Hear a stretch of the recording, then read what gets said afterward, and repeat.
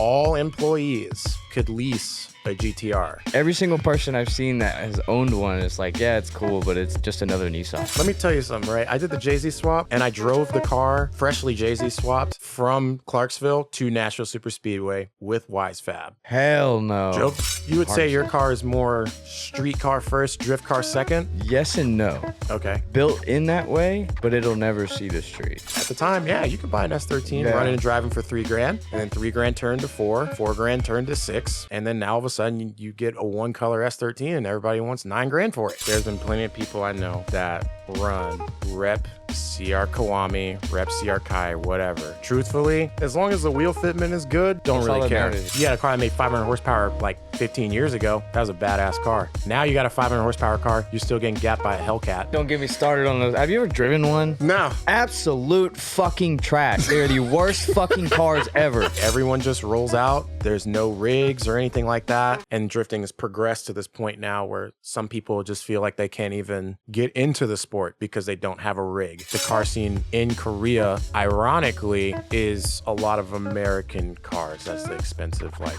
you gotta have this type of car. Fresh off the boat, 180 SX. And I said, hey man, what you got going on to this? And he was just like, you know, I just got this car. And I was like looking at it and I saw an Adam LZ sticker on the inside. I was like, oh, this car's fucked. Gotta stay fresh like a brand new drip. That new smell, switching it up, two-step. They try to take. And of course, before we get into this podcast, I want to let you guys know who the Bridge Moto giveaway winners are. And if you guys remember, there is 4 winners, so let's get into it. Before I announce the winners, I will be reaching out to you guys probably today or tomorrow to get shipping addresses and stuff like that. I'm gonna make this quick so that we can get straight into the podcast. I guess first place, we'll start at 4th place. 4th place is at Apex Wizards. Congratulations, buddy. And then 3rd place winner is at Drift Santy on Instagram. So congratulations to you too. And for the 2nd place winner, that will be at Crook_built_. Congratulations, man. If you don't remember what place won what, 4th place, you'll get the choice between the blue or the black harness straps. The 3rd place will get one of those. They get to choose first, and then 4th place gets whichever one they don't. And then 2nd place winner got the pink toe strap, the white t-shirt, and then the yellow, black, and pink harness strap. Everything for the 1st place winner on this side, which is the red toe strap, special edition Fury Kai. That's still hard to say. Steering wheel, along with the harness straps to match that, and then hoodie as well. So that brings us to the 1st place winner, which is at 6berries, which I've actually seen him on TikTok before. Round of applause for all of you guys. Thank you to everyone who entered. If you want to make sure you don't miss out on the next giveaway, go ahead, hit the subscribe button, and let me know, what do you guys want to see for the next one? Anyways, let's get back to the podcast. Welcome back to the #1 Drift Podcast on YouTube. I am Dawson, and this is Jay Glasgow. Nice. Thank you for coming. Before we get into it, don't forget to subscribe, of course. So look below the video. If that button is still red, you might as well go ahead and click it because you're here watching anyways. You did a great job at this. If you do want to be on the podcast, don't forget you can submit your drift resume. I'll put the email on the screen and in the description. Just make sure to put the subject line as drift resume so I can sort it out in my email. But yeah, that's pretty much it. You want to go ahead and introduce yourself a little bit? Yeah, sure. Jay Glasgow. I've been drifting since like 2016. I've had my S13 since 2014. And man, and that's my only drift car. It's been my only drift car. Hell yeah. And so it's the first car I bought too on my own. And that car has taken me a long way. And I've met a lot of people because of that one car. It's seen a lot of different things too. Well, yeah, man. So I was born in Virginia, like Richmond area. So, and I bought the car in Virginia. Yeah. But after I bought the car, there's a couple things that I did to it while I was gone because I actually in the Army, so like we get sent off to like different places for thank you for your service, long periods of time. Yeah. I come from a military family, so I definitely understand that. Yeah. So when I bought it, it was just a stock S13, 5-speed single cam. Yeah. Probably made 100 horsepower on a good day. And then it actually, so, and the way I got it, and this is what I mean by like, just by owning the car, like it like puts me in like different circles of people. Because the person I bought the car from, I ended up meeting that person or like hanging out with that person's friend group like later on, just by virtue of just owning that car. Because the dude's name, I think his name is Joshua Lay, right? That sounds familiar. And he had like 4 like S13s or something like that. And I was told that his wife told him he had to sell one, and that's the one that I happened to buy. So it already had coils on it. It already had a welded diff. It just it was relatively set up. Yeah.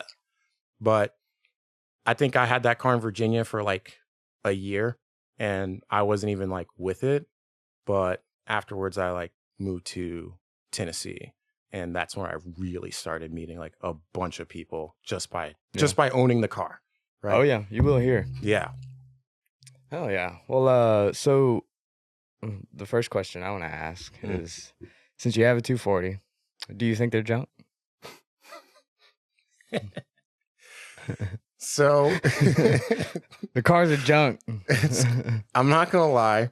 Cool. Okay, if you're gonna compare a 240 to like a 350Z or an E46 or like pretty much anything made after 2000, yeah, it's a little. Thank you. It's a little junky. All right, like I'm doing things now to like try and make the car, like bring the car into the modern age, right? Because I mean, change it up to speed. Yeah, like most of the times when people get S13s, they're just like, I'm gonna pull the AC and the heat out of this thing. Yep. And I'm like, how about this? I'm gonna put the AC and heat back in it, right? Yeah. So you put AC back in it. And like you just think about it, it's like, wait a minute, like your regular car, like AC heat. Yeah. Like, come on, But yeah, I think that just comes with age too. Like, I think it comes with age. Because I think over time it's just like, bro, do you really want to be sitting in this car when it's 100 degrees outside? I don't even think that, man. From the day they were made, they were like, we've talked about it on the podcast before, but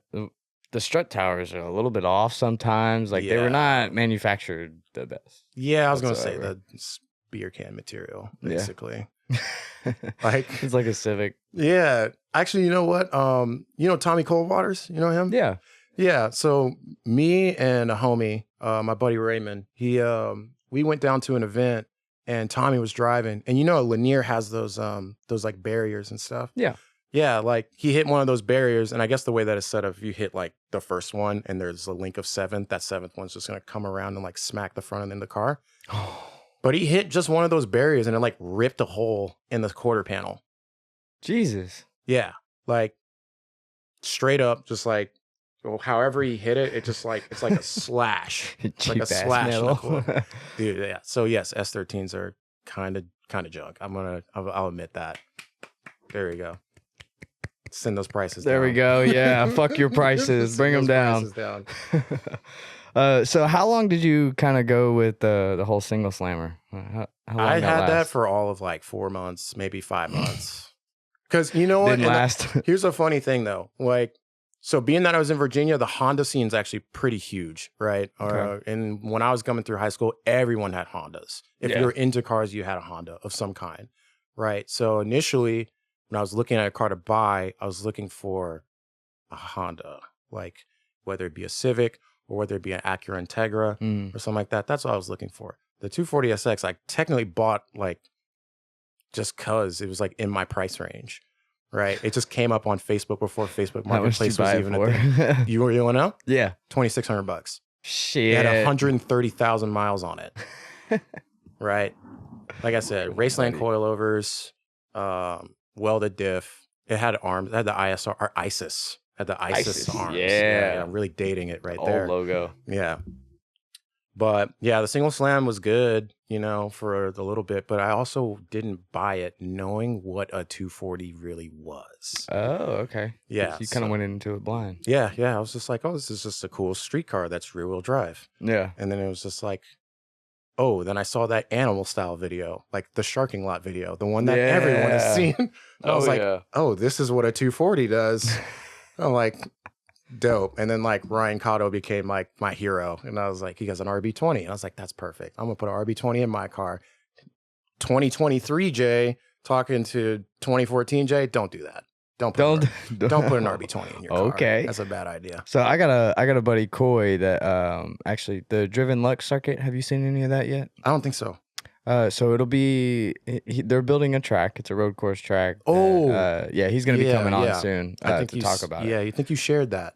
Yeah, I've yeah. seen that. But he runs an RB20 in his S14. Okay. So and he loves it. I'm not saying they're bad, right? I'm not saying RBs in general are bad. Yeah. What I'm saying is that when you have issues with them, it's significantly harder to fix them because there are no parts for them here. Like That's true. a Jay-Z. I will say that, yeah. Right? Jay-Z, it's like... Now, raw brokerage and stuff like that, they are very good with their shipping, stuff That's like that. exactly where I got all my RB stuff. Yeah. Yeah, I was like, I'm going to get an RB20, and then I'm going to do the raw brokerage swap kit that came with the wiring specialties harness, Moto radiator, intercooler, and all that stuff. It was dope. It was a good setup, right? But I will say, because one of my friends, like, when I blew it the first time, like, and I didn't really blow it. I think what ended up happening was it jumped time. That's exactly what happened. How it did that, I think I was at Nashville Super Speedway, and when we were running it, basically with the big sweeper. Yeah. So I did the hairpin, and then when I was coming around the hairpin to hit that first 90-degree turn, I think I went far outside, and I ended up going in the dirt, but I didn't push the clutch in. And so the car rolled backwards. Oh. I think that's what happened, right? Damn. Like years later, like, because at first I was just like, oh, just jump time because I was an idiot and probably did something wrong. That's crazy. But yeah, that's how I blew the RB. And so I kind of was at this point, I was like, okay, do you want to keep buying RBs for $700? Yeah.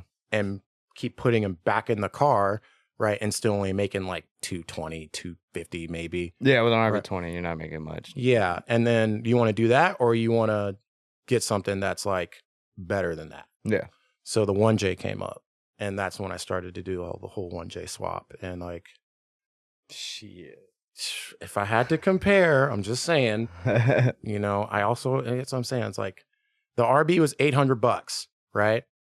Okay, that was one of my next questions. How much you paid for it? Where'd you get it from, actually? eBay. eBay. Okay. Yeah, can't even tell you on eBay. I just know it came from Just eBay. showed up on I had a to pay. pallet. Oh, Yeah, wow. showed up on a pallet or at my parents' house, right? Because I was still in school at that time too.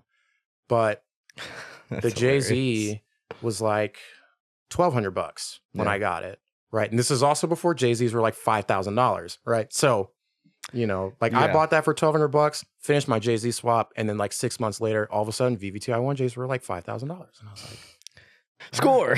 I was like, okay, yeah. So, someone asked me, Brad Wallace, from I think he works at Jake Elliott. Yeah. Oh, okay, yeah. So he asked me yesterday. He was like, "So how does it feel to do a Jay-Z swap like 6 months before they got like absurdly expensive?" And I was like, at first I was relieved, and then like the panic set in because I was like, "Wait, if I like destroy this thing, like I probably won't be able to afford to replace it." One of the big things I'm nervous about with my car. But that's the thing. I got that RB for $800 with the transmission and everything. Mm-hmm. You know what else I got for $800? IS 300 dropout with a 5-speed. ECU, transmission, harness, everything was like $800. Damn. Right? So I'm Good like, luck finding that. And I was like, I don't even have it right now. It's like, it's off, stored away for if something happens with the current setup. But, God forbid. Yeah, hopefully not.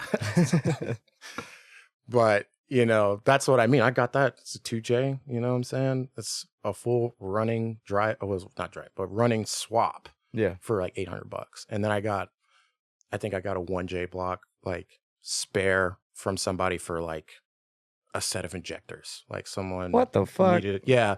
I think, so there's this dude named Jordan Clark. Really cool dude. He had a S13 non-VVTi 1J. Okay. He needed injectors for his VVTi 1J project or something like that. So I gave him the injectors in my wiring harness, and he gave me the 1J block. Damn. Hell yeah. See, I almost went 1J whenever I got my car. And I'm pretty sure I've told this story before. But It was posted on Facebook Marketplace. It had engine, trans, ECU, wiring harness for the exact same price that I paid for my RB setup. The exact same thing. Yeah. Engine, trans, harness, ECU. But just 1J. But it was a 1J. Yeah. It was non-turbo as well. And I'll always say 1J is my favorite motor. Yeah. 100% is. It just sounds amazing. Mm-hmm. You make good power on stock block. 100%. But I had seen the RB be abused, and it just took every bit of it. Yeah. Still had never been open, and I knew that for a fact. So I was like, JDM Magic, let's stick with it. And it kept it Nissan too, so that was pretty cool. That's what I was trying to do at first too. But I was also not trying to drift my car at first too. Like, Yeah, that's true. like when I first got into it, like Calvin Building a street Molly car was is like totally my different. thing. Yeah, Calvin Molly, I watched his channel, which is just an RB20 S13 at the time. And he just drove it around, Yeah. had a good time with it, sounded cool. And I was like, yeah, that would be great. And then I met the fools that I met before. And they're just like, hey, there's this event at Clarksville Speedway, right? Clarksville. Clarksville was my first event, man. That was my first like drifting with anything. You know, I took a ride in, I don't know whose car, Marco Martinez, whatever he was driving at the time. I think he had like a. Oh, just attending. It was your first event. Okay. I wasn't driving. I wasn't planning to drive anything, but you know, Clarksville was just, I don't know, it was like down the street basically. If you work at Fort Campbell, then like, Clarksville's like 20 minutes from Post. And yeah, I had no intention of drifting my car. And then I did, you know, so here we are. Right? So it all turned up to be here. yeah. So, I mean, and like I said, like all that was just from like meeting people just by having the car. Right. Yeah. I got to like the first day, right? I traveled from Virginia, 10-hour drive in that car, right? Terrible, by the way. Again, no AC, right? 270 AC, 2 windows down, 70 miles an hour, right? It was still hot. Fuck that. Dude, I had to drive all the way to Texas one time without AC. That was a horrible experience. Right in the middle of summer. That sounds awful. Anyways. Yeah. So first day I get there, I'm driving and there's another S13 that pulls up to me at a stoplight, right? And there's this dude, and his name is Rob Blake. He like looks out the window and he looks at me and he's just like, oh, you're new. And I was just like, yeah. And he was just like, you should come to the meet. And I'm like, oh, where's that? And then the light turned green and we went our separate ways. I was like, so there's a meet. Guess I got to find this meet. I don't know. So you know what I did? I just started driving around and I saw somebody working on their modified car. I think it was a Veloster, which I hate. But I was just like, you know what? I'll talk to him because he's modifying or doing something. Yeah. Right. So I talked to him. I was like, hey, there's something about a meet going on. He's like, oh, yeah, it's called BAM. Right. And I was like, where's that? It's like Books A Million. And I was like, okay. So solid. Let's go. Dude, I go to Books A Million that night. The meet's supposed to start at 8. I get there at like 9:30, you know, because I'm on colored people time, you know what I'm saying? I'm on CPT. Right. I get there at 9:30. I roll in and there's like 5 other 240s there and like a whole bunch of other cars. So like this is probably back when like car meets were still like pretty decent. Yeah. You know? I miss those days. Yeah, they're not like that anymore. Like they all suck. Everybody's even like showcase meets. They're horrible. Yeah, I was like, it's not the same. Yeah. But I pull into this meet. There's a bunch of like really like interesting cars there, right? And I end up meeting a whole bunch of people. So Rob was there, and then I met another dude named Justin who also owned an S13, which was like Sylvia. It's like that seafoam green 2-tone.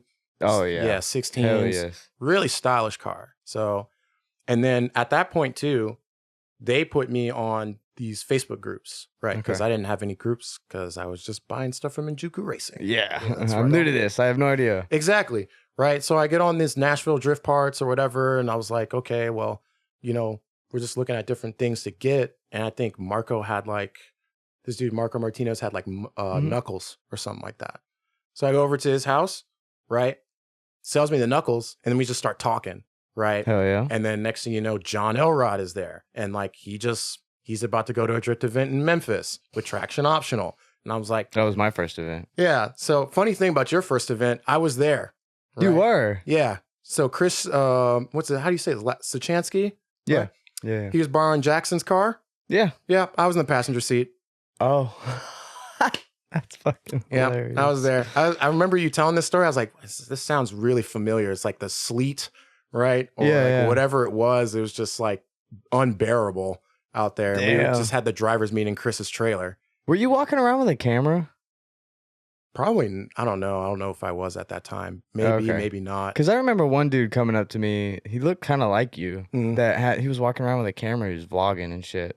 Nah, yeah, I don't do that. Ask for ride-alongs and shit. I don't do that. Anyways. Vlogging, I was like, I tried vlogging for like all of like 3 episodes, and I'm like, I feel stupid with like the camera in front of my face like that. Yeah, it can feel that way sometimes. Yeah, but yeah, so I ended up meeting Marco and then John, and then like next thing you know is like, oh, I was supposed to head out to Memphis for this event, but I couldn't make it. But then we ended up doing this Clarksville event. So now I just met all the people that I was met at that one meet. Now they're at this drift event. So now I'm meeting everybody. Hell and like yes. all this stuff turns up and like people, and then Clarksville was like this like, it was still relatively new from what I understand. Like in 16, I don't think they started drifting Clarksville till like maybe 15 or 14. There's some people that are in Clarksville. Right, yeah, I'm sure if you ask Jake, Jake might know exactly when they started drifting there. But I think we talked about it on his episode. Yeah. Maybe. I don't know. Clarksville's been around for a minute. It's been around for a minute. And like when they first started out, I mean, dude, it was $40 to drive. Like $40 to drive. When I started, it was like 60 at most. Yeah. So like, I know the price structure now is it's a kind of crazy for one day, but yeah, that's what it used to be. $40, right? And we would drive that. I remember when they did their first night event. Yeah. Like same thing. We just keep driving and driving and driving. And like eventually, like with my car, I would just, figure out what the next thing to do was. And I learned how to drive at Clarksville. And eventually that led to going to Nashville Super Speedway. Nashville Super Speedway in 2016 at least. Around here. Yeah, it is. And that's the cool thing. That's one thing I like about that track is that it's still kind of like, I think at one point it was like kind of like how Irwindale is, where they're just like, it might be the last one that we do. Yeah. Right? Every event, so it might be the last one. So people always come out for it. But now that like I think it's purchased and stuff, I think people are like, they've slowed down on it a little bit. Yeah, but they're like more like, I guess they're hosting more events, so people are still like going, right? So they can, have that sealed up. But before, like, Nashville Super Speedway, from what I understood, was like always on the brink of just like closing. Yeah. And like no events. Literally all. Well, it wasn't necessarily that. It was just you could never get the availability. Because Nissan was always shoving their fucking cars in there. Yeah. They stored all the because Nissan has a big plant here in Smyrna, which is like 30 minutes away from here. And they would use this entire track facility to store some of their cars pretty much. Yeah, I heard that employees that work there could lease like GT-Rs for like nothing, which is why there's a bunch of GT-Rs in this area. Ah, is that what it is? I think so, because I'm telling you, like a while back, GT-Rs died on me so quick because of that. Yeah. I lived in Smyrna when they came out. That makes sense. So it was like I heard you couldn't drive a mile down the road without seeing 2 of them. Yeah, I heard that the employees, like all employees, you could lease a GT-R. So like your janitor at Smyrna Nissan is driving a GT-R. If you got $600 a month, you can lease this bitch. I'm telling you, I don't know how true that is, but like that's what I heard. Why there's GT-Rs everywhere. I had a coach, an assistant coach of mine in high school that leased one for a year, and like you had to go the first 100 miles babying the absolute shit on it because it had a computer like locking whatever it was, and he said he got to lease it for dumb cheap just because he worked at Nissan. That's yeah. It was 100% true. That's why it was like that. The GT-R is not even that great of a daily driver. No, it sucks. Why would you drive it? It absolutely every day? sucks. Every single person I've seen that has owned one is like, yeah, it's cool, but it's like just another Nissan. Yeah. Like, I mean, I'm not gonna sit here and call it a Maxima, but it's a bougie G35. That's like what know what I'm saying, and it's, I don't know. It's just a lot of money for a car. That's just like, I I'm not even. Yeah, Gonna... I mean, a brand new one's damn near $100 grand. Yeah. You could buy so many better cars with $100. You could build your own car 10 times as better for $100 grand. Yeah. That's all I gotta say. But yeah, Nashville Super Speedway, I'm glad that it still has that where like people definitely want to show up and it's not like a track that's like dead or anything. Yeah. If anything, they've expanded the level of events now more than They're I've getting ever a seen. little bit more strict with it and very fucking expensive. Do you realize how much it is to rent that place now? I don't know how much it is to rent. I just know that when I went to go drive it, it was like $200. It's like $9,500 a day to rent that fucking track. But you get the entire infield. But like That grass. you don't use the entire infield. Yeah, I'm gonna stay off that grass though. Yeah, exactly. Right? And then all the spectators are like 60 feet from the track behind a fence, and it's all flat, so you can barely see shit. Yeah. I seen that too. But yeah, at that time when Nashville Super Speed, when I went there, Matt Lynch was still driving an S13 with a sick V8 in it, and and Human had the LS7 350Z. Yep. And I think I rode with him one time, and that was the first time I did experience an entry at triple digits. Yeah. And I was like, I didn't think this was possible. Right. First time I experienced it was in my own car. That was terrifying. Yeah. And Pro-Am was like huge back then too. Like, Yeah, East 10 was big around here. East 10, Midwest Drift Union. That was like the too. really big like thing. Like sometimes when we were doing Clarksville events, right, Human would pull up with the red Z. It was just like, whoa. Yeah, like, his big ass here. fucking trailer. Yeah, Nobody yeah. else Or had. like Brian Schiraldi would pull up in an LS Mhm. S14. I'm like, damn, like this is getting crazy. Like they got the V8s and all the Wisefab and all this stuff. Yep. Right. And I was Car's just- way too much for this track. Yeah. You're here, so I appreciate and then it. like, yeah, at that time too, I was just like, oh yeah, like I want to do a drift car then. Like, so I start pulling like some interior stuff out. yeah. Right. And like now I'm looking back at it, I was just like, thank God I did not pull that carpet out of that car or like some of this other stuff. And I'm like, dude, it took me like a year and a half to find like trunk interior for an S13. I'm sure. Trunk interior. And the only reason I got it is because one of my friends had a coupe that they were selling. And they were let me nice steal that out of there real quick. And they were nice enough to let me have it. Right. That's the thing. Right. It's so crazy to just find this is plastic. That's all it is. But yeah, I was like, yeah, I'm gonna go drift car, dude. Like, I'm gonna put Wisefab on the car. I'm like, this will be great. And it was my only car. So I bought Wisefab from Matt Lynch. Hell no. And I put stock RB20 with Wisefab, right? Yeah, it Man. totally needs that. Terrible idea. Terrible idea. And then I ended up keeping the Wisefab even after the RB20 blew. And then I'm sitting there trying to street drive a Wisefab. No. Terrible. Absolutely Don't not. do that. Just don't. How far do you have to drive on a daily basis during that? Let me tell you something, right? I did the Jay-Z swap and I drove the car freshly Jay-Z swapped from Clarksville to Nashville Super Speedway with Wisefab. Hell no. Drove the car at the event and then drove it back. Dude, as soon as you go over a bump, I bet it was Yeah, so it was like it's just like the caster and like the way the toe was, it was just like falling all the cracks in the road, right? It was kind of rough, right? And then on top of that, I was also an idiot because at the time, the car wasn't even technically tuned. Forrest, my tuner / or what I would say your tuner's tuner, because he's just that good. Right? Yes. Forrest, he sent me a map so I can drive the car around. Mhm. Me thinking like, oh, he sent me a map and the car's running good, so that just means I can do all the stuff. You can do the dumb shit now. Yeah. No, I got the dad talk that day from Forrest because he was just Ooh. like, hey, You fucking idiot. he's like, don't do that. And now, like, it's like, ironically, I'm that person too, because now I'm tuning certain cars and I have to tell people, hey, like, don't be an idiot. Like, yeah. this tune is Roles only are set up reversed for now. this. Yeah, like, don't be doing. There's a guy that I'm tuning. There's a guy's car I'm tuning right now. It's a 2JZ swapped FD.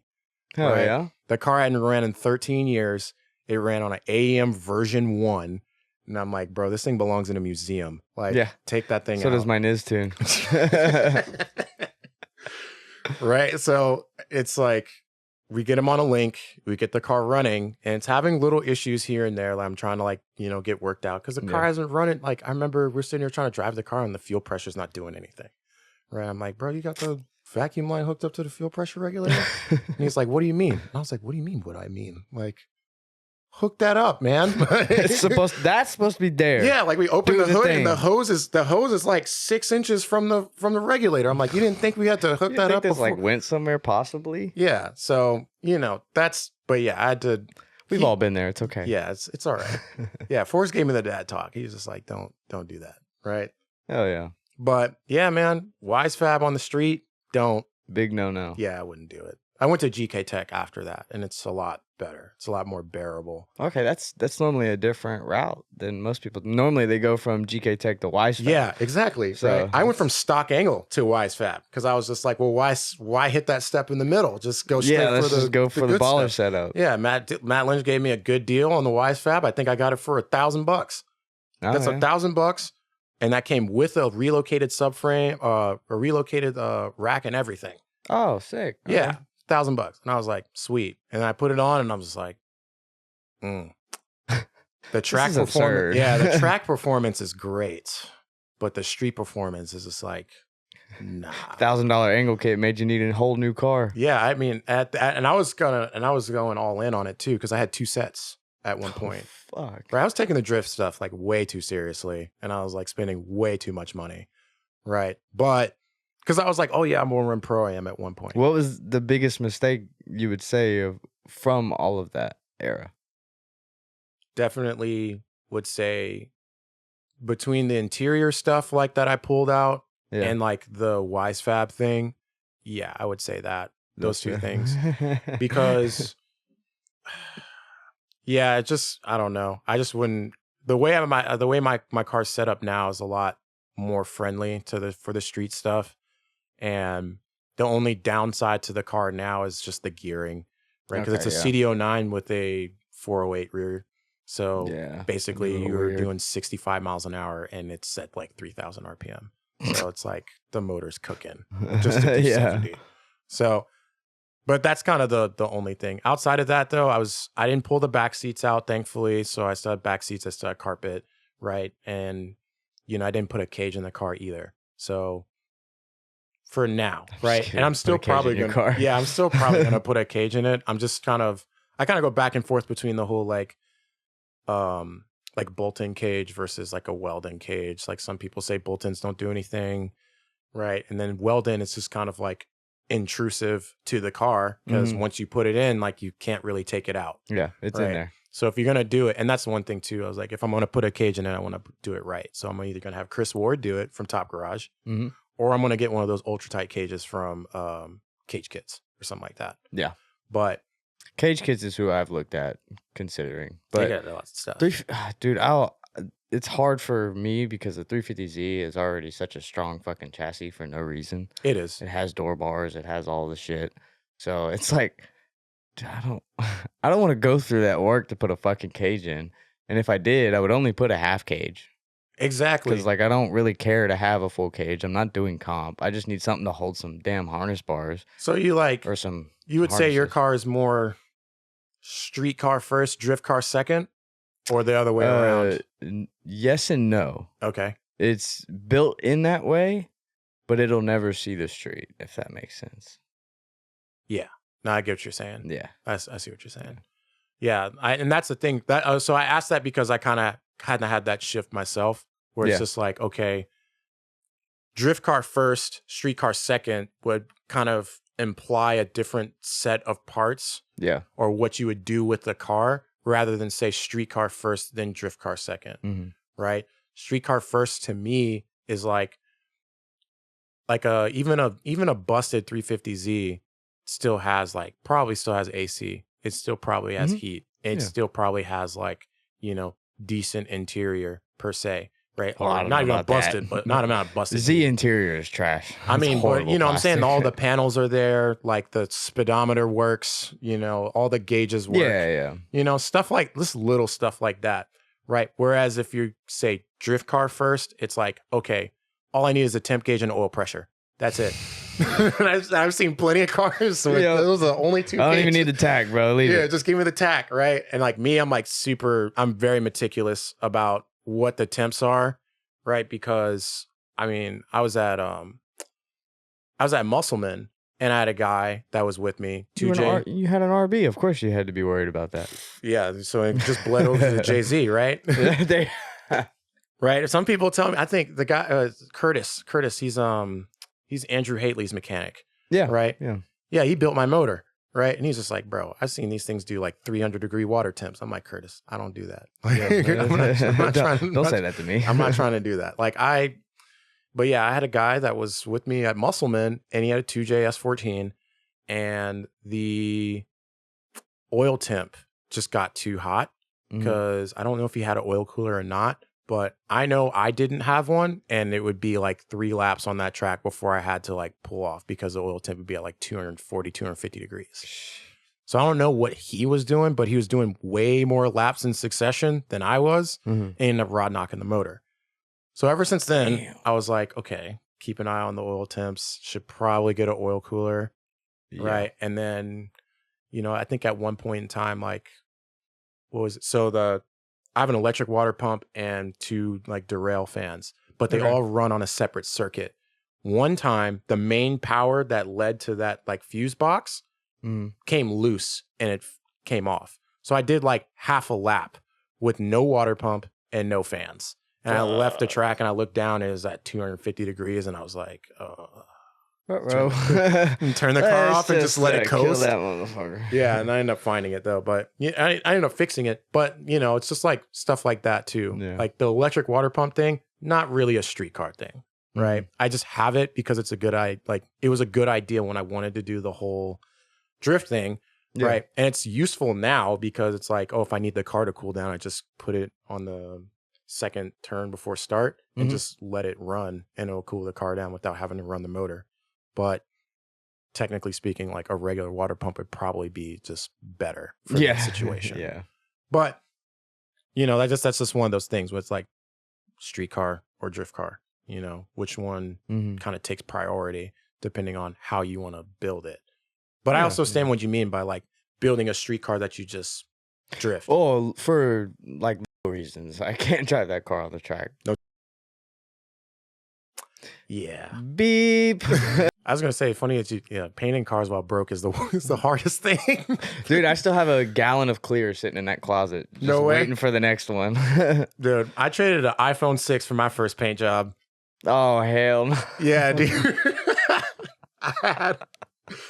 I had let's see. I was in Korea for a year and I already had an iPhone 6 Plus at the time, but they gave me the option to just let me get another phone with the Korean plan. Okay. And so I just had an iPhone 6, right? My iPhone 6 Plus was my American phone and my 6 was just my Korean one. Gotcha. So when I got back, the iPhone 6 at the time was still relatively worth something. Yeah. And so somebody, I'd say, let's see, it was Rob Aponte, who was like, yeah, I'll get your car painted. Yeah, just give me the iPhone. And I was like, no problem. Cool. I was going to say the 6 Plus anyway. Let's run that, yeah. Yeah, so I was like, why not? So that's pretty much what ended up happening. But later on, it's like, okay, it's not actually Rob that was painting the car. Rob was kind of helping me prep the car. Okay. But it was Brad Wallace that actually painted the car. Gotcha. Right? And so Brad Wallace, and this is also my first time like painting a car like experience wise. Yeah. And like you can't paint a car in like, I would say, unless you like have a bunch of homies helping you, if it's just you and one other homie, I don't think you can paint a car, like get it taped, prepped in like kind of that kind of like way in one day. I don't think you can do that. Cause challenge accepted. It's a challenge. I mean, sure, if you want to say 24 hours, maybe, but I'm saying Brad and I got to that shop. Depending on how much body work you got to do. So we got to the shop and like had most of it prepped. Right. I drove around with an unprepped car or with a prepped car for the longest time. I have plenty of like pictures. It's crazy. Right. It's red spots. Right. Oh, primer spots. I've got drone videos of me driving an event the day before I went and painted my car. Yeah. Like a fucking idiot. Yeah. That was a terrible idea. That's what I'm saying. It's just like there's primer in some spots, bare metal in some other spots. You get self-etching primer here, filler primer there, and some parts are still red. And I'm just like, oh my God. This thing looks goofy. Yeah, it's terrible. It was on KFs though, so Oh, Yeah, it was spicy Starboy, still. You know what Spicy. I'm saying? Triple chrome KFs, 17s. Oh. Back when you can get 17-inch KFs, a whole set for $1,500. Yeah. Good Yeah. luck now. Yeah, no, I sold a pair of 18-inch KFs for $1,500. Yeah, every time That's probably my favorite wheel too. Arguably is my favorite wheel. It's Like next to, I would say maybe Equip 05s would be my favorite wheel.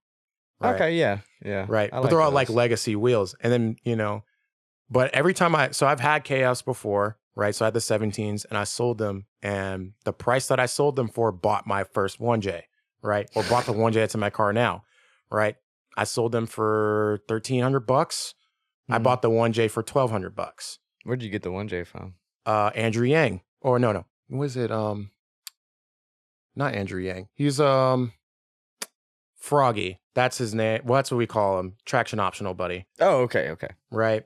He had a purple S13, which is now Scott's blue hot ice S13. Hey. That car, right? That's ironic. Yep.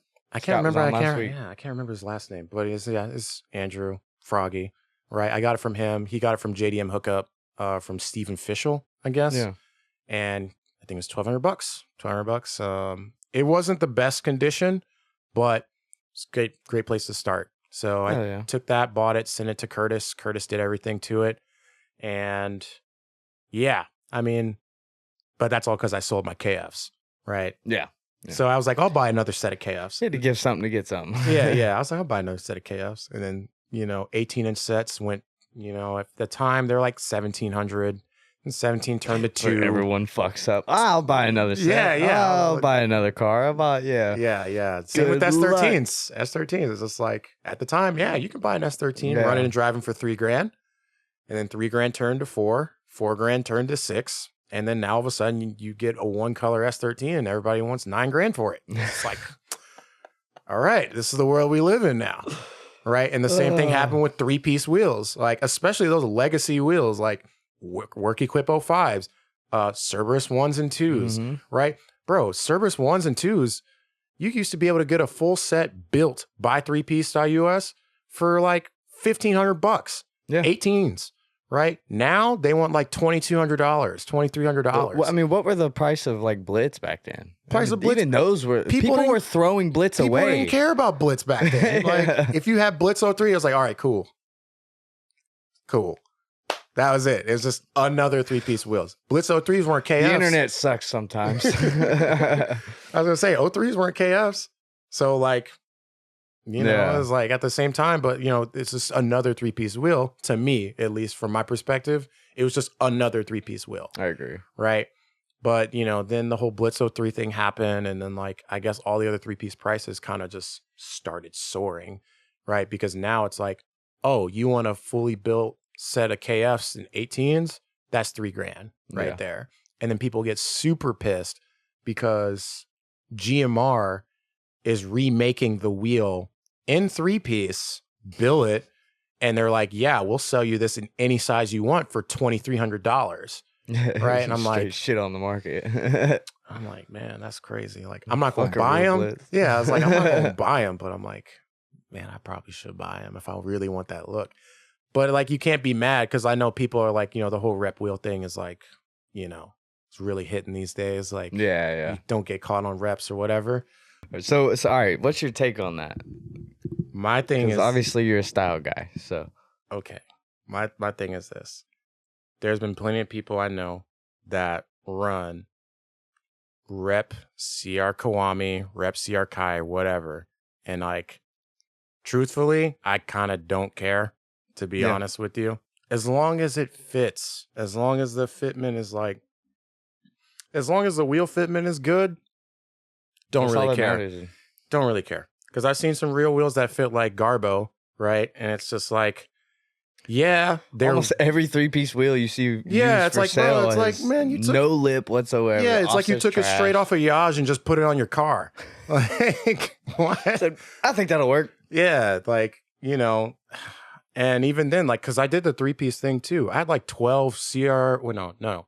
I had 12 Vienna Cries. That's what it was. The manhole covers, right? And even then, it's like those were getting hard to find. And then those are also getting expensive. And so what I ended up doing was just cashing out all my 3-piece wheels, right? And just buying monoblocks, right? And then when it came to like, okay, real versus not real, right? I was like, okay, I'm going to own at least one real set of Kiwamis. One, because they're really not that expensive. One to show up in. Yeah. You know what I'm saying? One full set to show up to the track in. The rest can be reps. Right. So, and the thing is like Kiwamis, like as a real wheel, they are not that expensive. Right. And like Ray's, like the 57 DRs, not that expensive in the grand scheme of things. Right. Especially used. Right. Like you can take the time to go get some Rays or some Works or something like that. And you don't have to spend $3,000. I'm telling you that I'm not going to spend $3,000 on 05s. I don't know a or single Blitz 03s. drifter that is running 3-piece wheels or real wheels in general that will ever pay more than $2,000 for a set. I'm telling, and a lot of the guys, a lot of the guys that are talking about running 3-piece like legit wheels bought them back in 15, 16, 17 when you can get those type of wheels for less than $2,000, right? Back in the day, really, there's no excuse, right? Because like you can get something off Yaj like super cheap, right? But like today, I'm like, and the argument that I hate is they'll be like, well, what if you damage one? Well, you replace the fucking part that's damaged. It's a 3-piece wheel. And then you don't have to go and work with the inflation of the part and have to buy a whole nother wheel. Like you have a 1-piece wheel or even a fake wheel, whatever. Yeah, I mean, the 3-piece, that was my thing with 3-piece too, is like modular. So like if you broke a lip, just replace the lip. You broke a barrel. Over time, that 3-piece wheel is going to get more and more expensive because it's just one of those things in the car world. So instead of, if you want to run that type of style, you just go ahead and run it, and you're replacing small, cheap. But then the lips started getting expensive too. Yeah. Right? Because it's like, oh, if you want to get a lip from 3piece.us, first of all, good luck getting it because they like to just take people's money and not ship things, apparently. Yeah, I've heard some of that. Yeah. And then B, it's like, okay, the price of the lip, if it's less than 5 inches, maybe you'll save a little bit of money there.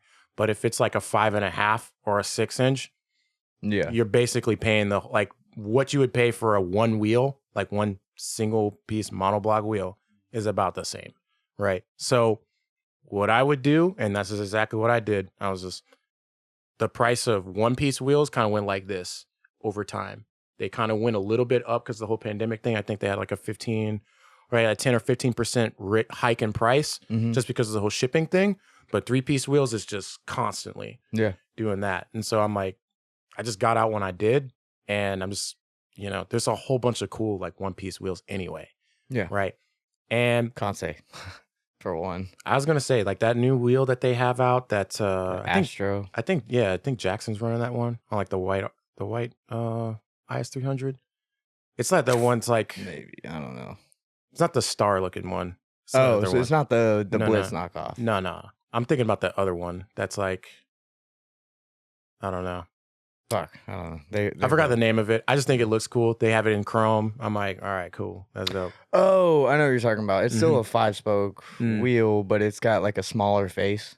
Or like stage wheels too. Like, you know what I'm saying? Like, wheels. Stage wheels. And they're really cool with sponsorships. Yeah. So, and am I saying that I'd run any of those wheels anytime soon? Sure, maybe. I don't know. But as long as I can, still get a decent deal from TF Works on wheels from Work or SSR, I'm just going to keep buying Works and SSRs. Right? SSR's got fight me, bitch. They got hella wheels in their lineup that are legit. And they're like 18 by 10.5, right? Which is like more than enough, like width wise for pretty much anything I'm going to run anyway. I'm not running anything bigger than 265. Yeah. Right. So just get the, you know what I'm saying? Dude, I run by 9s all the way around. See, and there you go. Still run 255, 265. And that's what I mean. Like at that point, it's like, okay, well, how do you want the tire to fit on the wheel? Yeah. Right. And you can play around with that fitment wise. Right. But as far as the pricing goes, I mean, you could I got my CR Kiwamis for 18 by 10.5, right? For like $1,600 shipped, right? Now, could you go online and get some Avid ones for like $800, $900 ships. Hey, Sure. Those are the first set of wheels I ever bought. You could totally. How much you pay for them? Dude, like $800 for There a you full go. set. And they were the rotiform knockoffs, the web, that really webby yeah. design. Yeah. Yeah. I was gonna say my first set of wheels was fake though. Like Every single motherfucker that walked past my car was like rotiforms, and I would eventually get to the point where I'm just like, yeah. sure. I would just tell them, yeah, Sure. totally that. If you can't read the Avid 1 that's on the center cap, that's just your fault. Fuck you. I think I got some no-name knockoff wheels. They were a knockoff of like Advan T7 or something like that. 700 bones, man. $700. The wheels that are on the Z right now, Mm-hmm. I was getting a full set of those for $550. What wheels are those? Carbine design wheels, baby. Oh, They were by D&D. It's a yeah. completely I dead was gonna company say, now. Yeah, but they're dead now, but Yeah. I know Jeff Baird was running them. I think I seen you all, too. Yeah. I was in the whole money gang thing. And Yeah, that's what it was, We would Money all Gang. buy them by the fucking pallet. That's crazy. The Money Gang thing. I remember seeing that because wait, your car is still white? Yeah. All right, and Yeah. everybody else's was like green or something like that. Or Yeah, Brennan's was green. Brennan's was green, and that was just kind of like a fluke thing. He had the opportunity to wrap it. And he just picked okay. a color pretty much. And then I think Baird ended up doing like a bluish green. That's I don't right. know. Yeah. But That I was already S14 that gone he from had that used to have an group by SR then. too.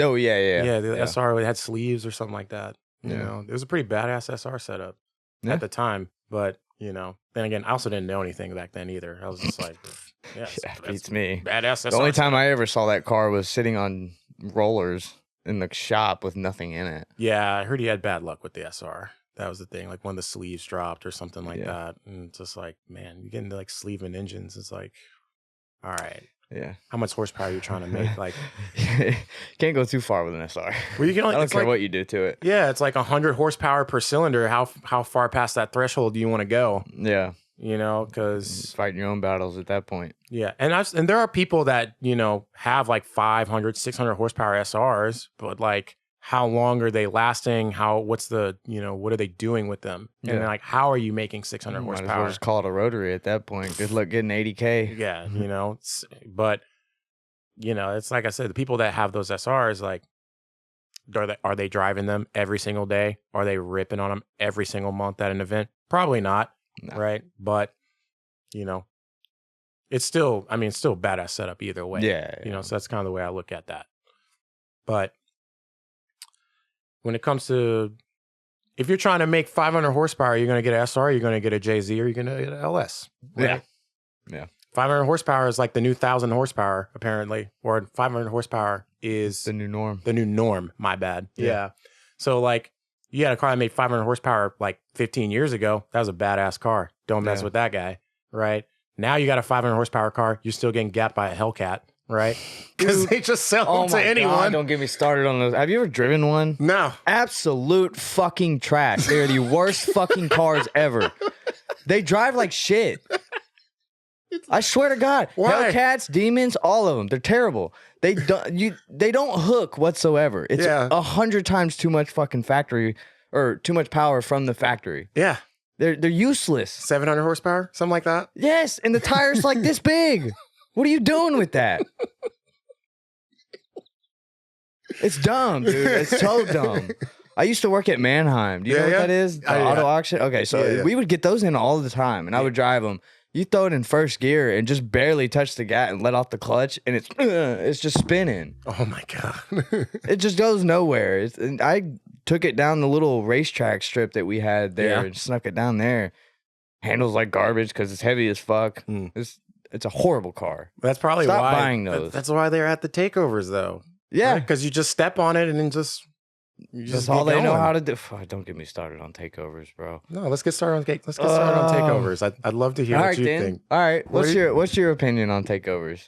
People that go to takeovers and people that do takeover stuff should not be any way associated with Fuck no. with drifters. No. It's like, it should, You're it shouldn't ignorant be. pieces of shit.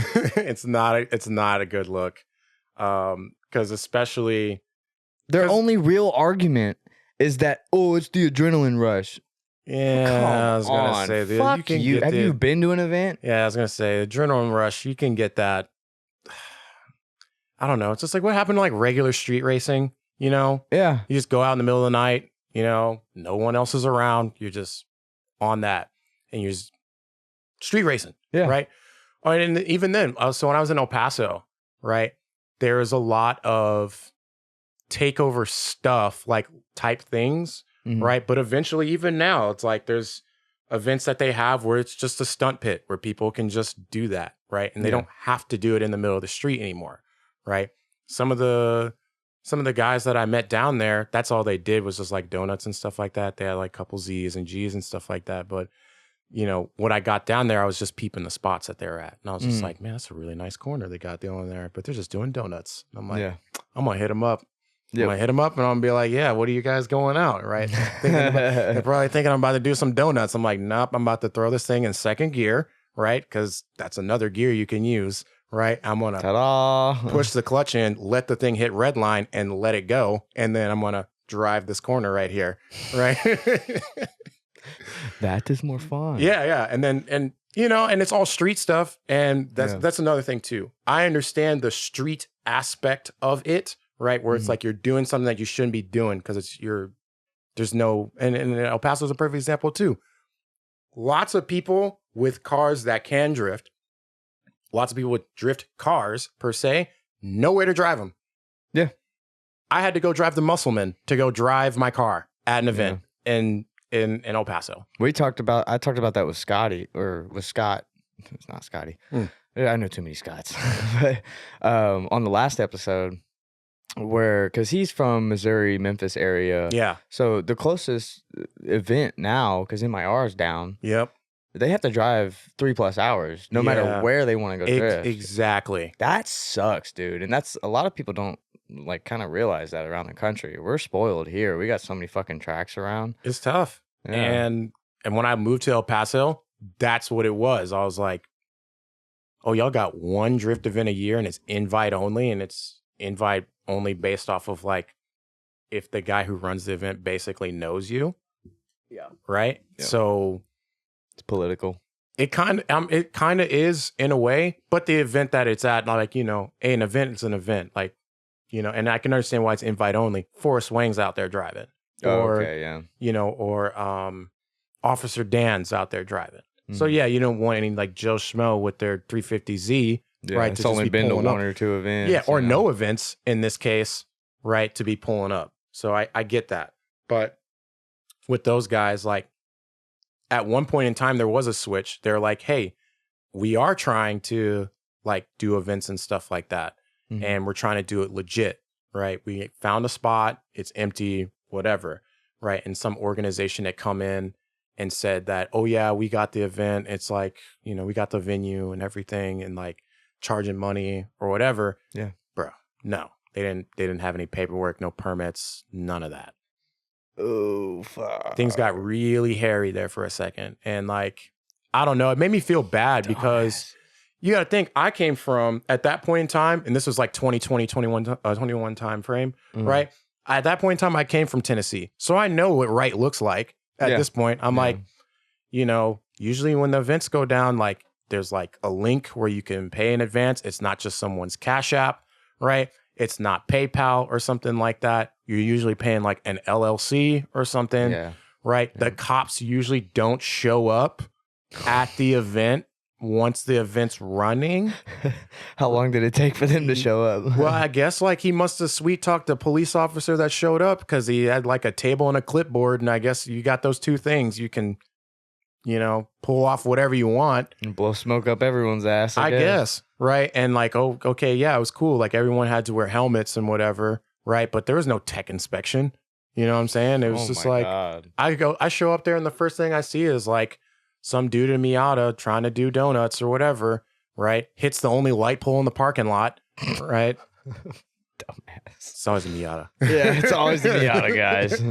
But no, yeah, it's like, I can see that these dudes that are trying to drive, they want to like progress their level of driving, right? Those dudes now are at the point where it's like, okay, they've been doing so much street drifting, they feel comfortable enough to go drive all the way out to No Coast from where they are to go drive that event. And that's super dope to me, right? Because when I met them, they were just doing donuts, right? Now it's like, okay, they're hitting corners, doing tandem on the street, right? Yeah, it's on the street. Yeah, street is bad. Street is bad. Street is bad. Right? We But don't condone. but at the same time, you know, I can't say that other areas of the country haven't been that same way. I can't even say that about Clarksville, right? Because Clarksville at one point, as far as from what I've been told from other people, did have a street drifting problem to the point that like police were looking at people that had S chassis, right? And just That's pulling them. originally how the Clarksville Speedway started doing drifting. Exactly. They saw it as an opportunity to get Exactly. people not only off the street, but to make a little bit of money for themselves. So. Right. And so they just, El Paso, they don't really have that. Nobody not gives any a fuck enough consistent. yet. There was a spot where they did have drifting like legit, but I guess the year that I got there, they just shut down because That's crazy. COVID or whatever.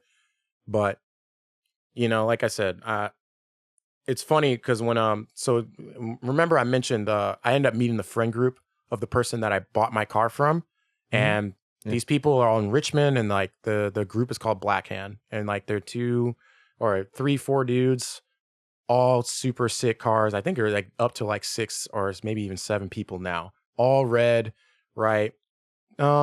Style based group, you know what I'm saying? Really legit. But I ended up meeting them. They're like, I remember I was paying for Clarksville $40, right? And it was a parking lot event. And then these guys had Spirit JP. Spirit JP was like $180, $200 for a parking lot event, right? And I was like, dude, that's crazy. What? It's like $200 for a parking lot, right? But then they kind of like laid it out for me where they're just like, look, if we don't drive here, which is 20 minutes from the house, our next spot is 4 hours from the house. Yeah, and spend that $200 in fuel anyway. Exactly. So that's kind of where they were at. And then the whole Spirit JP thing like fell through because of the whole Should I get into that? Go for it. Should I get into that? Do it. I don't know. It was like we can make it a Patreon only topic. Okay, sure. When it came to Spirit JP, I never driven a Spirit JP event, but I've attended quite a few. And it was great. Like that, those events were like, everyone's focused on just driving better, right? Yeah. So I'm like, this is great environment, and you can really cut your teeth at that track because it has a very like Mahon-esque entry where you have to be fully committed to the entry or you're going to go through the fence, right? Yeah, or start fast, slow down. Or if your technique is wrong, you might hit the wall. Right. That type of place. Right. So I thought it was really great. But then I'm telling you, it was like almost overnight, these stories started popping up where like Joe, the person who runs the event and stuff like that, was taking like memberships or like these pre-sales, right, for a track that was supposed to be built. Right. And it just never happened. And next thing you know, you have Pantera Drift. And Pantera Drift is run by, you guessed it, Joe. Right. And I don't know. It was just a really bad situation all in all. And the only people who got screwed over were the people in Richmond, that community of people. Yeah. Right. Because when I go back to Richmond, like, you know, all the people like that are in that area, like within like an hour radius of that track, I'd see them there like all the time. Right. And there are people that come from all over just to drive that track. So, and like I said, with the attitude of like, hey, we're just trying to, you know, improve, drive better, work on this technique, work on that technique, whatever. Yeah. Right. That was all there. But, you know, once after that happened, there were no more events at, I think it's Richmond. It's either Richmond International Raceway or something like that. Yeah, there's no events there anymore. Not that I know of. Yeah. And there's definitely no Spirit JP at that track. Right. And dude, that's gotta suck for the drivers. Yeah, because now the drivers are salty, right? Because he has Pantera, right? Which is dope. Like I don't know if you've seen any of his videos, but it's like, you know, mountainous. It's like mountainous, right? Kind of like a Japan, like toge almost. And it's just not tight like a Japan toge, but it's on that type of terrain, right? And the landscape is sweet, but they don't like the person who runs that event now because he screwed the whole community. Yeah. Right. So yeah, that's kind of one of those things with at least Spirit That's just JP. a shit show of a story. Right. But the key thing that ties all that together is this, is like the guys that I talked to there, they're old heads, right? They've been drifting since 2008, right? And, you know, I think I've been drifting for a while, but then they tell, and I'm like, man, like, there's only an event, like there's only one event per month. And there's like this one. Bro, they were like, bro, there's one event per year or like 2 events a year. And like no one had truck and trailers. Everyone drove their car to the event, right? Drove the event and then drove it back. Or Cowboys. like, yeah, that's how it was. And I was just like, this must be the dark ages of drifting where it's just like we're failing. Yeah. It's like the dark ages where you're just like, hey, everyone just rolls out. There's no rigs or anything like that. And you're just driving your car there. And drifting has progressed to this point now where some people just feel like they can't even get into the sport because they don't have a rig or something like that. Right. You drive a 350Z, just drive it there. Yeah. Right. Just drive it there. But also, like you know some people in case it does break. That too, That's probably smart. And then on top of that, yeah, and that's one thing I think was cool because like you have these long trains of like caravans, like just drift caravans, like everybody's just, you got an S13 full of tires and some other car, IS300 that's got a bunch of wheels in it, a bunch of tools, and like. You got this whole setup, and then like somebody has a pop-up tent, right? And so you got that, and then someone brought drinks, and you got that, and like someone bought, and that's the part of it. Completely different. Yeah, that's the part of drifting that I enjoy the most, and you still get that, even though like not everyone, but a lot of people have rigs and stuff. Yeah. But like 2008, 2009, I bet, you would do anything and everything in your power to make it to that event because you already knew that it was only going to last. Yeah. Right? You only going to knew it was going to be one event or 2 events per year in your area. And you still might have to drive 3 hours just to go do that one event. Yeah. Plus everything was a lot simpler. You didn't have the FOMO factor of like people just wishing I want that part. I want this. I want that. I want my own rig. I want, my own pit setup. Yeah. All that stuff. So you didn't have as much to worry about, I guess, back then. So I think, I agree with that. And that's another thing too, is just, do you think FD had like or like Pro-Am had like an influence on that? Like people just saw like these FD programs and stuff like that, and they're just like, I need to do that. Yeah, you think 100%. That's what it was? Yeah, because FD keeps climbing and climbing and climbing. Yeah. And it's actually to the point now where it's like backpedaled a little bit. It's not just a bunch of horsepower wars where everyone's trying to hit 1,500 horsepower. It's dumb. Yeah, because you can't even use it all. It's just useless at that point. Yeah. So it's kind of dialed back to where 900 is kind of the sweet spot. But that has always kind of made drifting progress as a high horsepower sport just in itself. And everyone that was wanting to tackle being competitive started building cars out the fucking ass like that. Yeah. Because they knew that's what needed to be done or what would give them that extra competitive edge. And that kind of trickled down to Grassroots. Yeah. And I guess at this point in time, if I do any kind of competition, like at all, it'll probably be like a street league type series. Yeah. Right. Unfortunately, a lot of street league type series don't like when you swap motors. Because they want you that was like one of the things they were like, hey, if you're going to run a street series and an S13, it needs to have an SR or a KA in it. Yeah. And I was like, you sons of bitches. I was like, well, I don't have that right now, you know? But I'm glad to see the street series like that are out there, like Drift Indy, their street league, right? Or, I mean, even like Super D. I think Super D's rule, they don't have like an engine swap rule or anything like that, but they're like, hey, you have to make one set of tires last through top 16. And I'm like, that's a challenge, right? Accepted. Yeah, but it's like it'll limit your horsepower, and the course is laid out so you're not burning tires like that. Yeah. So it's like that type of stuff makes sense, right? But at the same time, that type of stuff comes by virtue of FD, kind of where it goes. That's kind of how I see it, because a lot of people. And I've kind of been on that arc too, where I just like don't particularly enjoy FD, right? I enjoy it a little bit more now than I used to, but at one point I was just like, bro, I don't feel like watching this. It's just not consumable. It's really hard to watch. Yeah.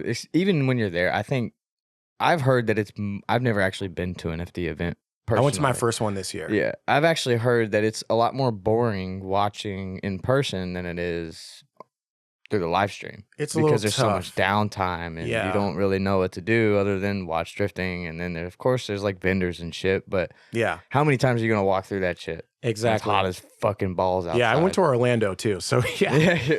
Hell no.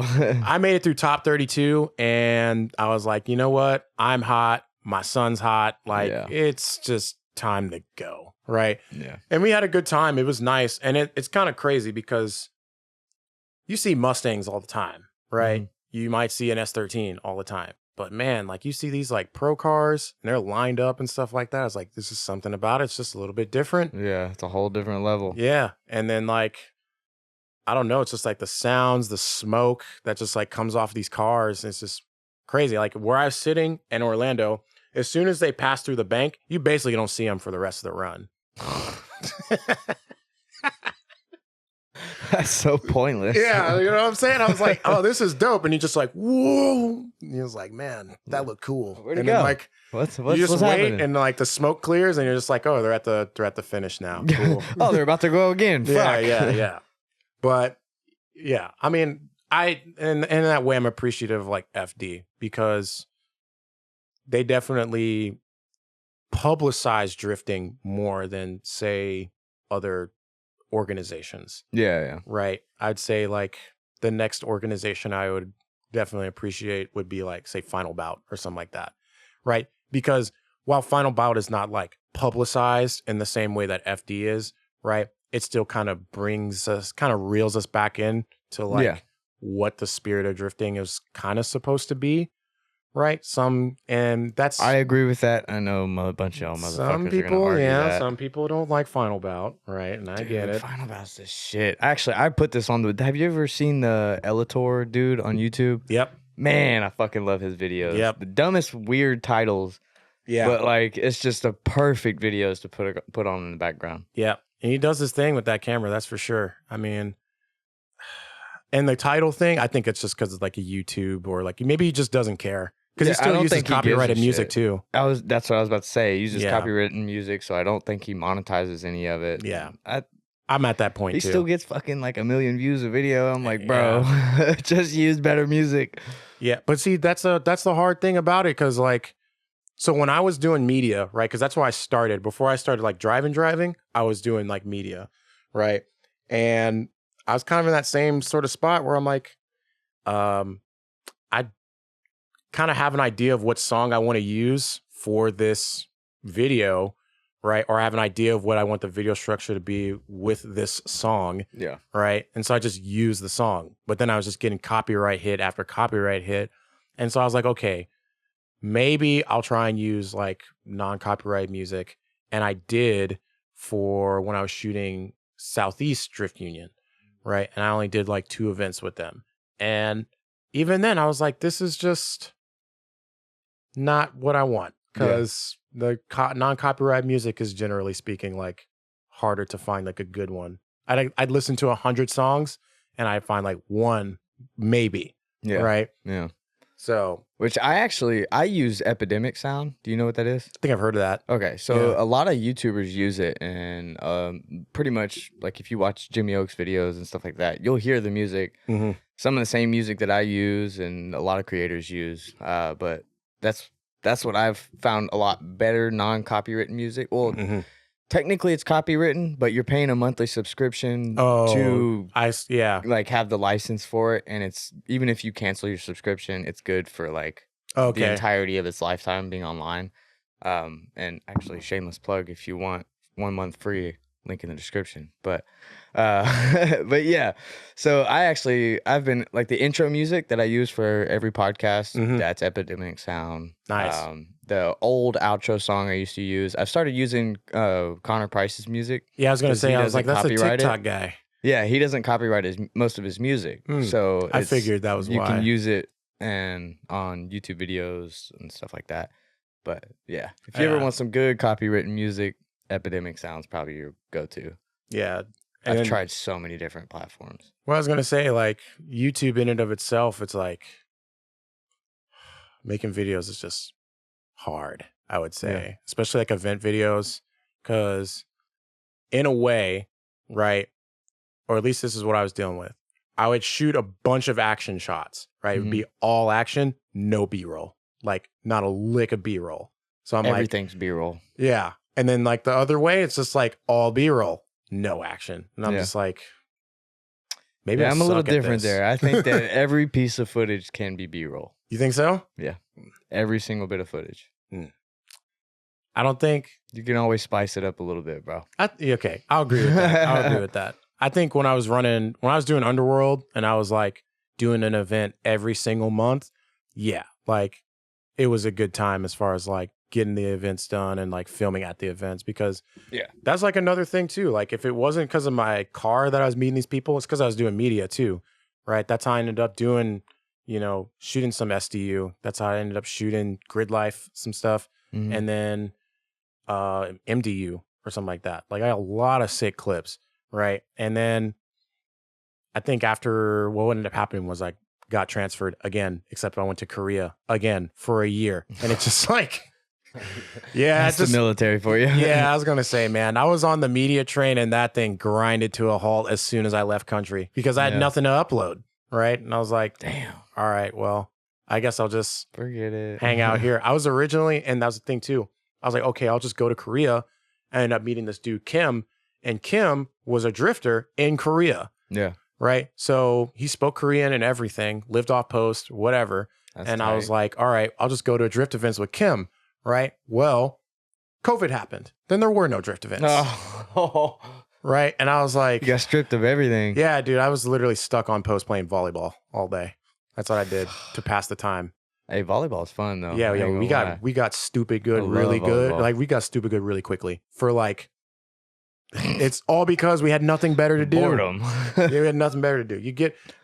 We show up to work. They'd be like, "Look, guys, we don't need you here at work. Go do your own thing. It's COVID.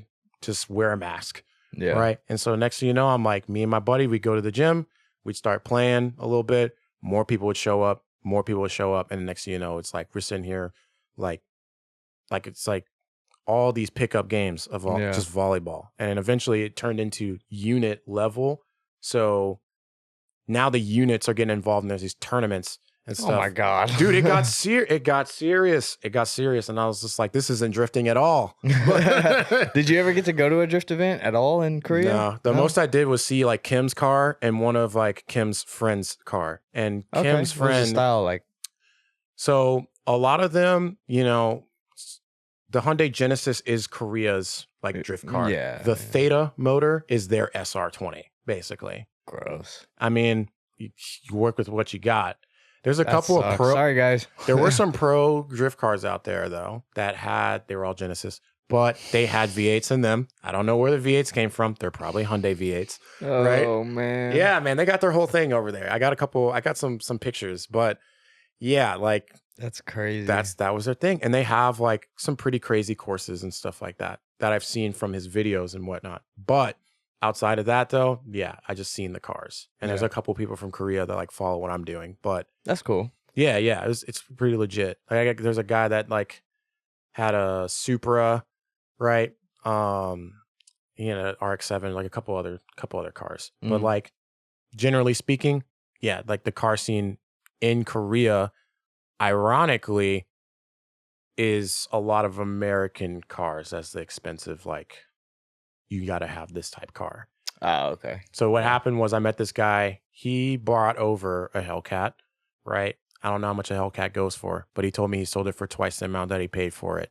Because when you bring it in, because of military, it's like when you bring it in, because you're like, oh, this is my car that I'm going to drive, right? Yeah. And you sell it, like they can't stop you from selling it to someone off post or something like that. Oh man. And I think they like you can skip some of the taxes and stuff like that. Damn, that'd be cool. Because they tax you heavily. They'll tax you heavily based off of the size of your motor, right? Or something like that. So if you skip that tax because someone brought the motor or brought the car in and you just bought a Hellcat, you skipped that whole import portion of that. Just sneak in the system. Yeah, but That's awesome. you wouldn't catch me importing no Hellcat. Well, no, definitely not a fucking Hellcat. bro, damn. no, not. But it's crazy. So many other opportunities. Bro, again. the most foreign thing that I seen in Korea was a 3500 pickup. No way. Dually. That's the most foreign thing. Like, and I'm telling you, I've seen Porsches, GT-Rs, like all kinds of stuff. Like, and it's like cool to see them, right? Because people got money. That's great. But I'm telling you, I'm driving, right? And the most, like this is a red 3500 Dodge, I think. Right, dually. Stick out like a sore fucking thumb. They don't have pickup trucks there. So I'm like, dude, I'm about to say, I've seen like 5 Porsches, 5, whatever. I would have had to go ask him There's how much he only paid one for that thing. red pickup truck. If you're watching, bro, say something. I was going to say. That's hilarious. Yeah, but after that, so after Korea, I came back to the States, and that's when I went to El Paso, and I was kind of like discovering what the scene is like there. Lots of cars out there, right? And I was talking about this earlier, where it's just like you got Knuckle Up that's up there, you got Lone Star and all that stuff, and that's all kind of on the eastern side or more eastern side of Texas. But even then, it's just in El Paso, there's a bunch of cars, like cool ass cars, I would say. Right. So it was pretty legit. And then car meets there are still pretty good. But I also feel like El Paso is kind of a time capsule, man, because when I was there, I felt like it was 2015 again, where I'm just like, the car meets are good. Everybody's got cool cars. No one's ruining the meets and stuff like that. Yeah. But now, like if I go to a car meet in, say, Hinesville, where I live, right, bro, loud cars, everybody's doing two-step. Right. There's some dude trying to do donuts. Yeah. Right. And the cars themselves just aren't particularly unique per se. Yeah. Right. I think cars are a little bit more respected in Texas. That Just might be cars in general. That might be the case too. But, I think, and I don't know about, maybe things have changed here versus like where I'm at now. But like, yeah, car meets in general, like where I'm at now, it's like.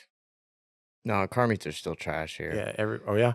The last like big car meet I went to was probably 4 or 5 years ago, and it was this. It ended up being some fucking takeover thing. I didn't last but 20 minutes there. Wow. I mean, it was this warehouse in Antioch that some dude owned, and he had a massive parking lot with it. So he would literally just he would put out an event on Facebook, shit ton of people. I mean, I'm talking 200 plus cars would show up. Line the edges of it, and then the entire inside. I mean, the size of a fucking football field. Yeah. For cars to just do stupid shit. And like I'd pulled up, I parked, I hopped out, went up to what was happening. Yeah. I stood there for about 30 seconds. And I was like, dude, this is fucking dumb. Get me out of here. I hopped right back in the car and left. And fucking sat there trying to get out for 20 minutes. Oh, so most of your time was spent just trying to leave. Yeah, just trying to leave. I wasn't on the premises watching for more than 2 minutes. Wow. Yeah. And I went to 2 of those. Yeah. All right, gave it a second try. Yep. And it was even worse the second time. So I was like, absolutely not. The only time I went that time was because Brennan's brother was going and taking his Mustang just so that he could test it before an event. Okay. So yeah, see. No. So in Texas, like the car meets that I went to, generally speaking, everybody will respect the spot. It's usually when people leave. That's when like people start acting stupid. Starts happening. Right. It was like a pretty bad accident that I seen. I think it was like a Challenger or something doing a donut in the street, and like some other car was coming up the street, didn't see him through the smoke line and just nailed him. Right. That's just like one instance or something like that. But generally speaking, like they don't condone like some of that other stuff. Yeah. Now, that's not to say that there aren't takeovers in Texas, because there definitely are. But like I said earlier, right, they kind of do the whole legal stunt pit thing now, or at least from what I've noticed, they kind of do the legal stunt pit. There's still people. That's kind of what it was. It was technically legal to do it there, and the owner was all for it. Like that's what he was trying to do. But still, that stuff's just dumb to me. I don't. Yeah. Unorganized chaos, burnouts, sort of, pretty much. Like that's all you're doing. You're not doing anything special. Yeah. And that's it's like, okay, do these people want to learn how to drift, and that's what it is? That's what they think that it is that they're trying to do? Or is it just they just want to, burn tires and do skids? Just be dumb. Or whatever. There at that meet, there was one point, I saw a video of it. This was after I left. Yeah. They had probably 20 to 25 cars lined up Yeah. and did a fucking drag race down this 100-yard parking lot. And one dude fucking smoked it past. Waited too long, slammed on the brakes, and just locked them up and went straight into a curb and just jumped this motherfucker. Yep. I was going to say, Dumbass. I think I've seen that too. But, you know, and when you have events around, though, I guess it's easy for me at least, it's easy to be like, bro, why are you doing that dumb shit on the street? Yeah. Right. But now I'm like, okay, some places events are few and far between. Mm-hmm. Other places, say you live in Clarksville. I still can't condone it, no matter what. I get no it. matter how far a track is, you could easily just go to a back road in the middle of the night. Oh yeah, and rip some shitties, and that's even 10 times more fun. And that's the thing. Like, there's like kind of a rule book to street drifting. It's like, A, you don't want to have the world's loudest car. Probably not a good idea. Yep. B, do it at nighttime. Right. C, don't invite a bunch of people out where you're going. Right. Ta-da! And then that last part is just like, yeah, you can film stuff, but like, don't be like showing your face and like all this other stuff with the, or like street names and stuff smart. like that. Yeah. And think a little bit before you do it. Exactly. Right. So, that's just one of those things when it comes to streeting or street cars or like street drifts and stuff like that, where it's just like, if you do those things, then like, all right, I can see why, especially if you don't have events that are around you. Yeah. Right. I will say this. I don't condone street drifting either. Legal reasons. There's that. Don't nobody come after me. But, and I think that the takeover thing has an effect on the younger people too, where it's like, maybe they just don't know. Yeah. That's also a possibility. Right. Because when it comes to drifting, there's this dude, for example, that I've met or I know that's in El Paso right now, right? His name is I can't remember his actual name. It's his Motive Built on Instagram. Love the dude to death, right? Because he bought an S14 with a VVTi 1J, all on 54, right? It's a stock 1J S14 basically. Yeah. Sick car. But then he messages me and he was like, "Hey, I'm trying to take this thing to FD," and I was like, "Hold your horses, buddy." Like, I don't think you understand. Did I just hear you right? What did you just say? Yeah. I was like, hold on, buddy. Right. I was like, let's slow this down. I was like, I think I need you to understand this. I'm like, to just run an FD event, I believe, right? You need hard cards for you and all your crew, right? Then there's a whole bunch of other stuff that comes along with that. And then on top of that, I was like, hey, you don't even have a license to show up in the first place. Yeah. Right. I had to explain like the whole process. And I was like, get good, run some events. And I was like, and I promise you, you might find that if you running these events, right, in tandem and maybe doing grassroots competition, right, you might find that you might not even want to do pro-am. Yeah. Right. And then say you want to do pro-am. Okay. So you get a cage in the car and you do all this stuff. And say you might have fun doing pro-am to the point that you like say you get a license through pro-am, maybe you don't want to go from pro-am to pro spec, right? Because the jump in price, what it takes, right? And I'm like, dude, spend a couple of years building, make sure you have enough scavenged up to even do it. Yeah. Like I said, and I'm not trying to kill the dude's dream, right? Because if it's his dream to drive FD, I'm being like fucking realistic with him. Yeah, I'm like, if it's your dream to drive FD, like, cool. Like, that's a great dream to have. I'm just going to let you know right now, you're not doing it in a stock S14 with a 1J, right? It's not happening. Yeah, you can sure try, but as soon as you get there, they're going to be like, fuck off. And then he's telling me about the 1J problems, like, oh, it's overheating. And I was just like, look, man, like, okay. And that comes to the point too, where like, at these young people that don't know. They just don't know. Or it's not even young people. It might just people that just don't know, that they're just getting into like an S chassis or just getting into a JZ car, right? It's like any inline six that you stick in a car that did not have one, you're going to have some cooling problems, right? Unless you follow these steps, right? Because I was like, I already have it figured out. I was like, you need these fans, this radiator, this oil cooler, whatever, right? And I was like, you can try and not buy those things if you want, and you can try and buy other things, but I'm going to let you know, if it doesn't work, That's why. Yeah. You'll be out a ton of money and have extra parts that you don't even need. Right. And then, I don't know. It's like some people just, when it comes to building the car, it's like, What would you say the proper process of building a car to start off with? What should you start with? if I was What going to go should you end with? drifting and like I didn't have a Yeah. car at all, Yeah. I'd probably start with the Z. If it's either a Z or an E46, a 330 CI or a 330i, right? Yeah. Because it's got the big boy motor in it, right? But from there, it's like, okay, if you start off with the Z and you're trying to move into, say, grassroots competition, I would focus on technique Mhm. and whatnot before, say, trying to get like more power, because the Z has plenty of power Yeah. for what, generally speaking, what most people are trying to do. Yeah. Right. So And then- say someone bought a Z, what would you suggest be like the first parts they buy then? Let's go that route. probably a seat and coils. The seat first. Yeah. And at first I was like, oh yeah, coils or whatever. Like, no, seat. Right. Because I've driven an S13 with no seat in it, and I've driven an S13 with a seat in it. The same S13. Seat as in bucket seat. A Something bucket that will seat. hold you in. Yeah, I don't care. Like a eBay, whatever. Like Yeah. if it's a bucket seat and you fit in it, then go for it. Right.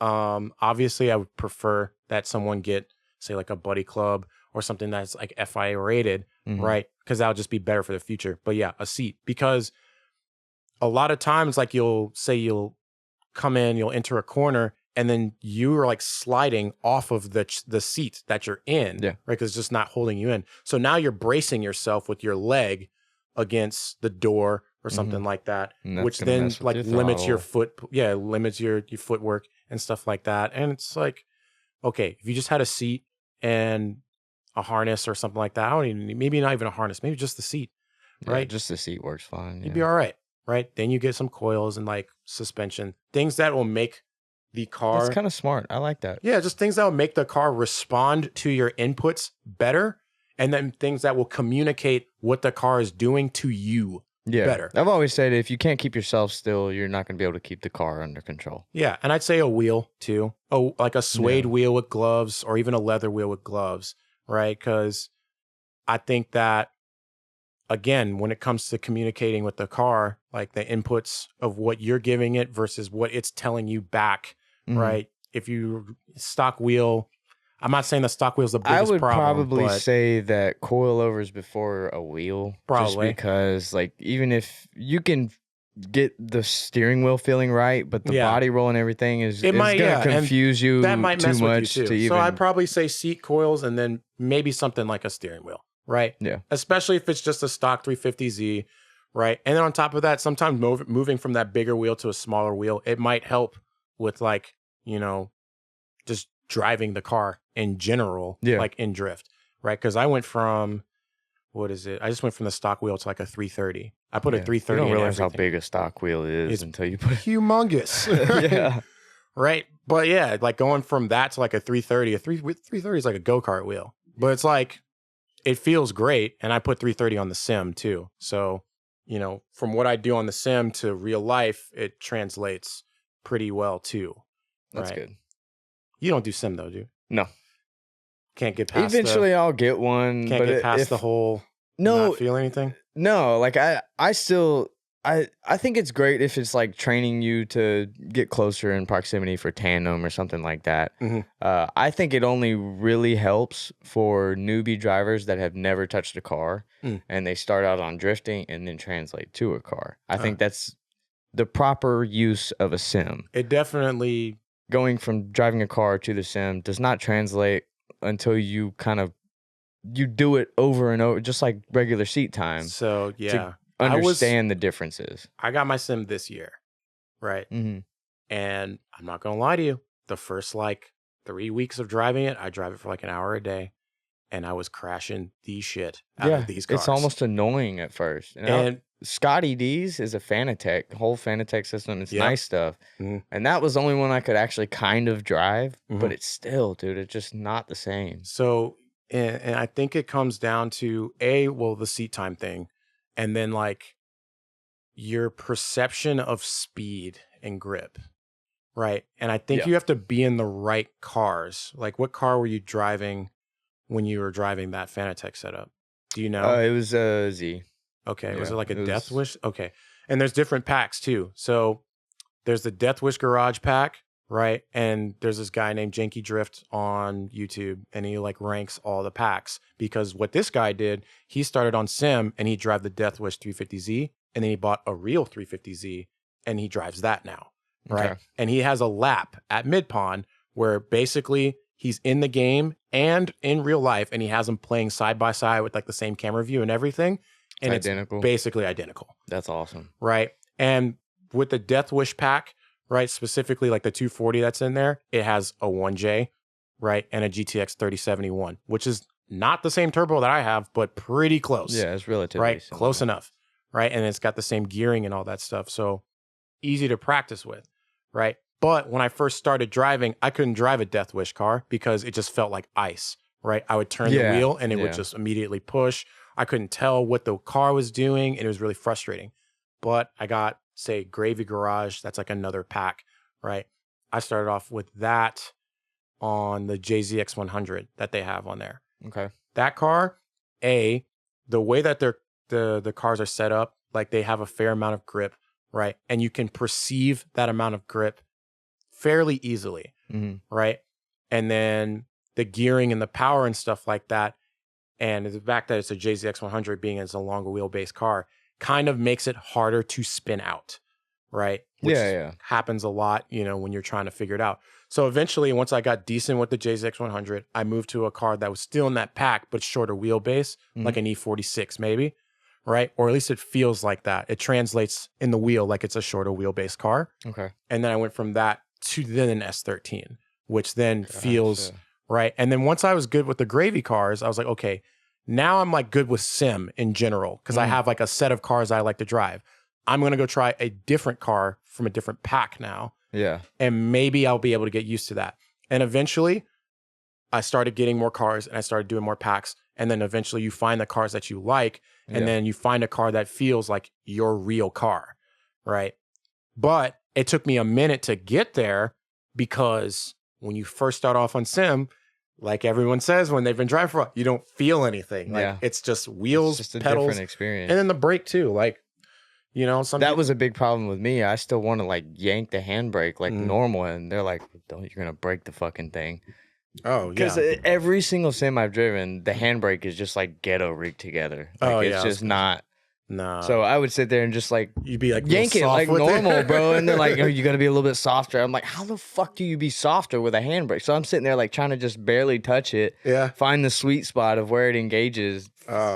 No. Yeah, no, my sim, I have the handbrake set up. I pull it just like normal, right? And like I manipulate the steering wheel. It's like, and that's the thing I like about the sim, because like do get tandem practice, and then it allows me to test like other techniques without risk of like breaking the car. That's the only thing that I want it for. But my only thing that stops me from getting one is that if I'm gonna spend $1,500 to $2,000 on You got a badass computer. You just need the sim. it's an okay computer. What I cards? do some heavy editing. What card's in it? Don't remember, honestly. It was a pre-built that I kind of messed with a little bit. I haven't. If it's enough to do this, you touched can do with it. sim. I don't know a shit ton about PC building. Neither do I just watch YouTube videos and get done what I need to get done. That's it. When it came to my PC, I was like, I called John.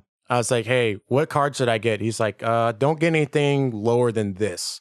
Right. Yeah. So I just punched that in. There's got like a little benchmark thing. And so when I look up that card and a card for a PC that I'm trying to buy, right? Because I didn't build my PC, I just bought it. Right. I just look up the card that's in there, and it like benchmarks it against the card that he told me to not go lower than. I have 48 gigabytes of RAM. Like, it's got a decent amount of RAM for internet speeds and stuff, but I do heavy editing, so I have a lot of storage space that's taken up because of video footage. 4K takes up a lot of fucking I feel that files. But yeah, if you can I would edit have 4K, to upgrade the hard drives and all that. Yeah. If you can edit 4K and stuff like that, but yeah, you'll be good like that way. But yeah, my rig itself, I only paid like $800 for it.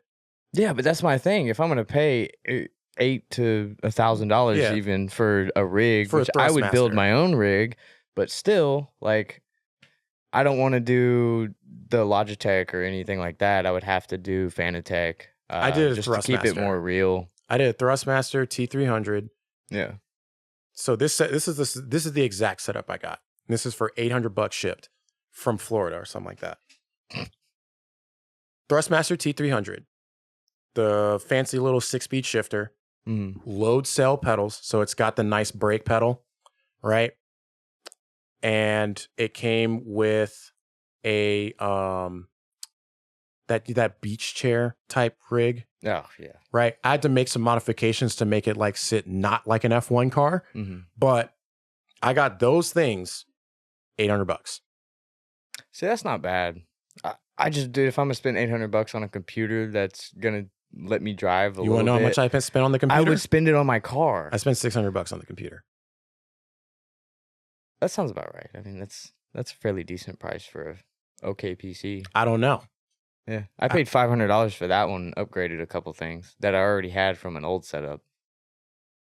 So, like, I don't know. yeah, like it's not PCs are a lot cheaper than you think. They're not. They are. People They make are. them out to be like they're fucking I mean, insanely yeah, expensive. Yeah, They're but you not. don't need no like 4080 Ti or whatever number that they're at now to go do a sim, right? And if you want to do VR, that's like the next step, right? Where you might need a nice. Which I'm not too fond of that. That shit makes me fucking sick. Just like I will puke like a dog. Yep, nope, I'm still there, right? I hop on, I hop on John O'Rod's setup as 3 minutes go by. First of all, my perception of how fast I'm going and where I am in the car, terrible. So like, I'll come down. There's like an OSW type copy of a map, and like I'm heading down this straight. I throw it in third gear. I flick, and it comes back. And next thing you know, the car's like in the woods, and I'm like, how did that happen? No idea. Like, but you know, that was on VR. And then like 5 minutes later, I'm just like, I want to barf, right? Yeah. But on my screen and stuff It like that. doesn't hit me until I take it off. And then I stand up and I'm like, ooh, hold on, I gotta take some deep breaths. I'm gonna lose my shit.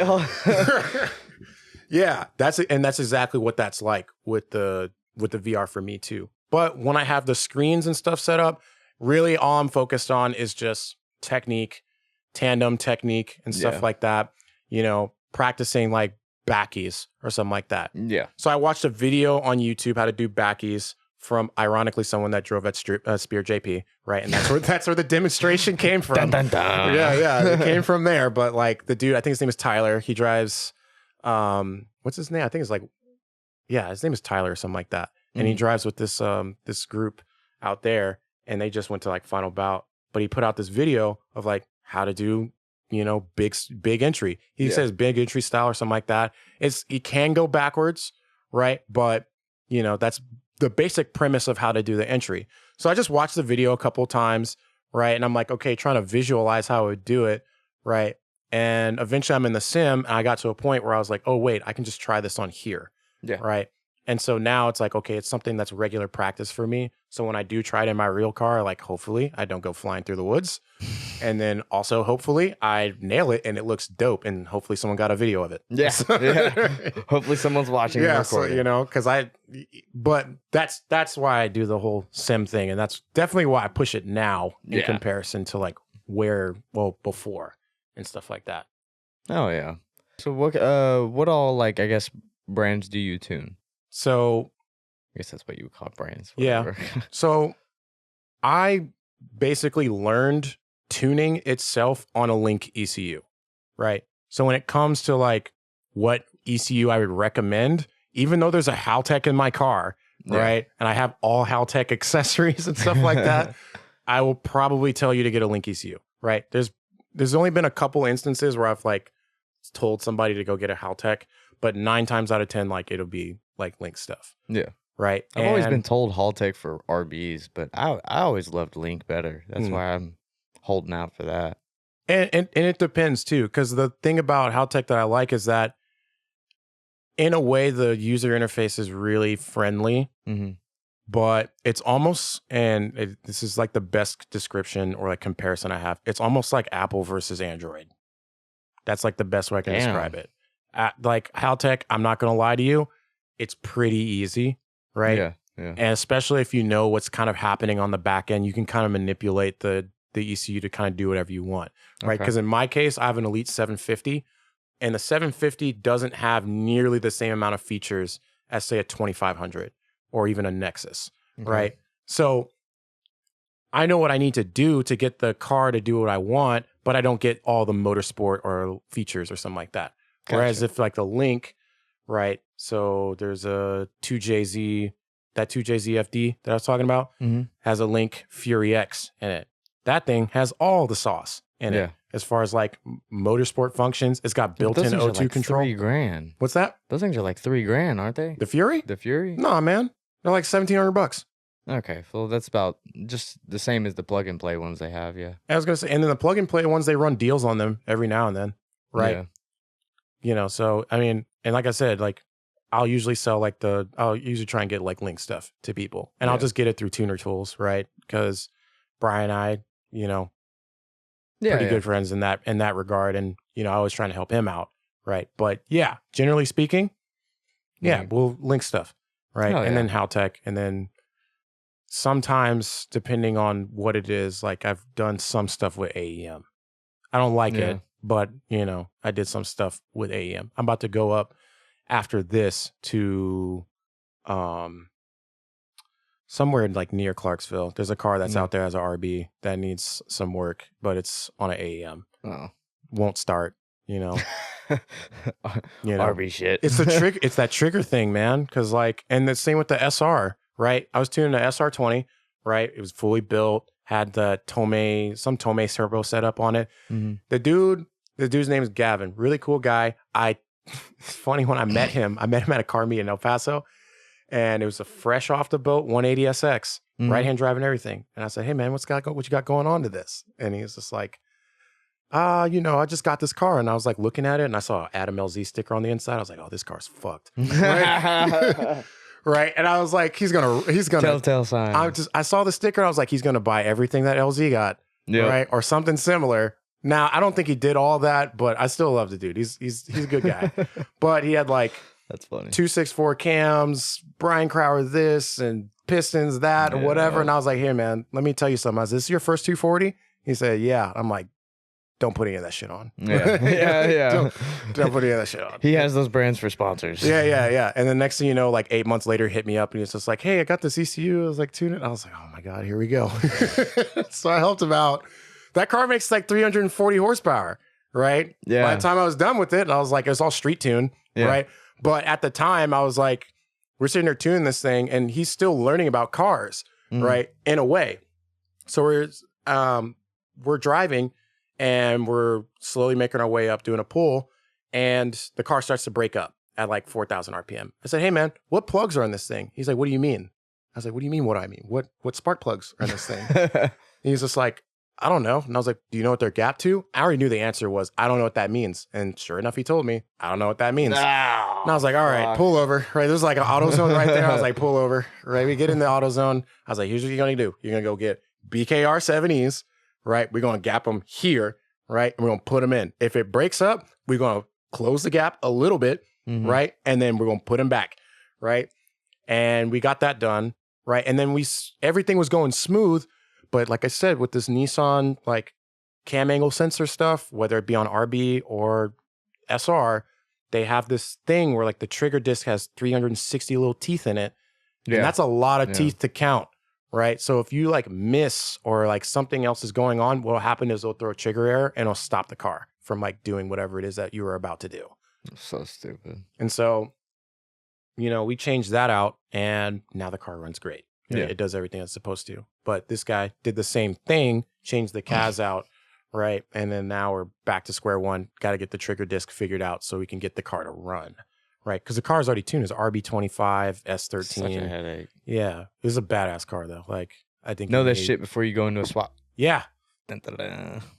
And then on top of that, when it comes to like tuners, like, you know, find a tuner locally that you want to go with and just ask what they would do. Yeah. Right. So I asked Forrest right beforehand, and then I had a good relationship with Andrew. So Andrew DiMartino, who drives he drives a SC300, right? BC Racing logo, big. Shout out BC. Yeah.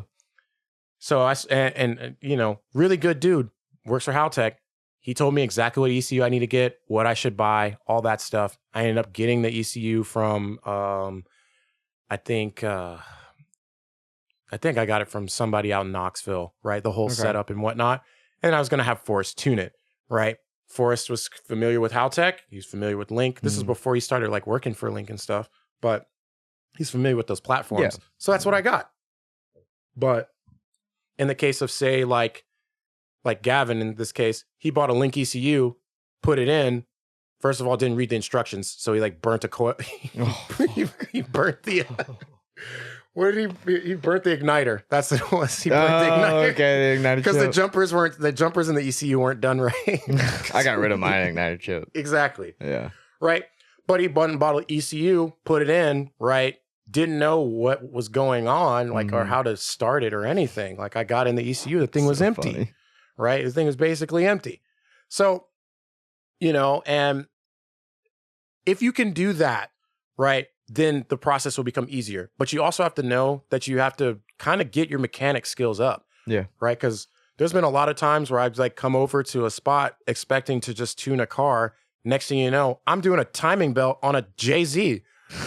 Right? I'm sure that happens a lot. Well, it's like, okay, I came over. That's how sloppy all us drifters are. I turned the car on and I'm like, hey, this thing is out of sync. Like the cam timing, it's no good. Right? Yeah. He's like, what do you mean? I was like, I started the car and it ran like dog, like it's terrible. Yeah. Right? So I'm like, the thing's out of time. Right? He's like, okay, so what do we do? I was like, we put it in time. That's what we do. He's like, well, what do I was watch like, a YouTube video. That's what we do. Hey, we got to pull a radiator out of this thing and like, you know, we got to retime it. That's just simple as that. And I told Gavin that too when the SR ran out. He did something with the SR when he pulled the tensioner out and it jumped time just by a tooth. But I told him, I was like, hey, the car is not in time. And he's like, how do you know? And I was like, well, when it's in time, you had this much vacuum and now it's out of time. It has no vacuum. It'll still run. It just runs terribly, right? And I guess doing time on an SR is like way more involved than like a JZ. Yeah. So obviously he didn't want to do all that, but it's like that's just what it is. We're here now, brother. Yeah.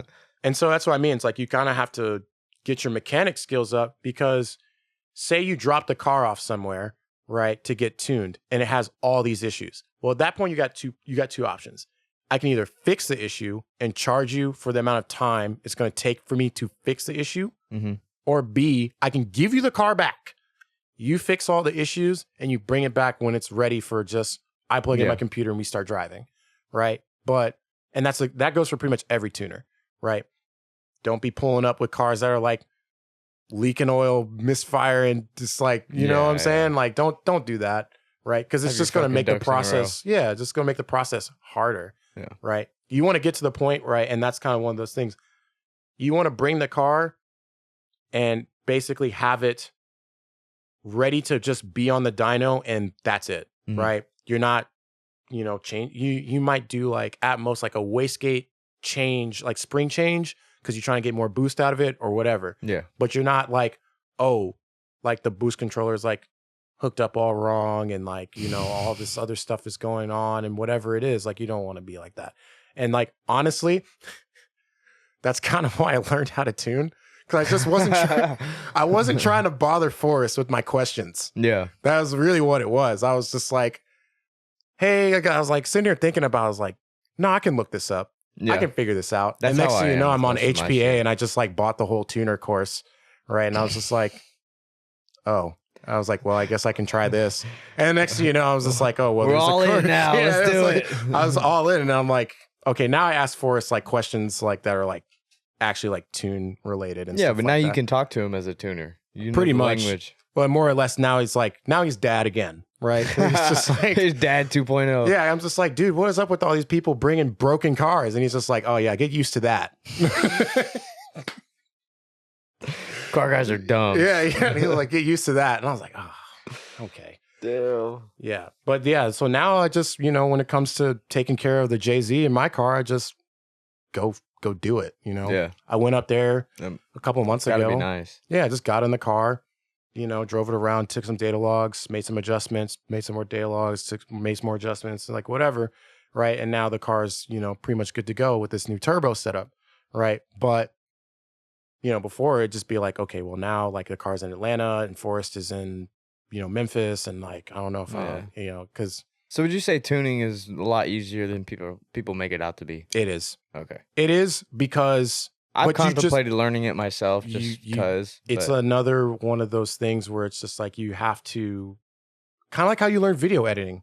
You know what I'm saying? Like there's repetition. Exactly. It's repetition. And then on top of that, like every project you do is a little bit different, right? You can take the same format and move it from project to project, but you're still going to be tweaking like little things here and there, right? Gotcha. And that's kind of the premise.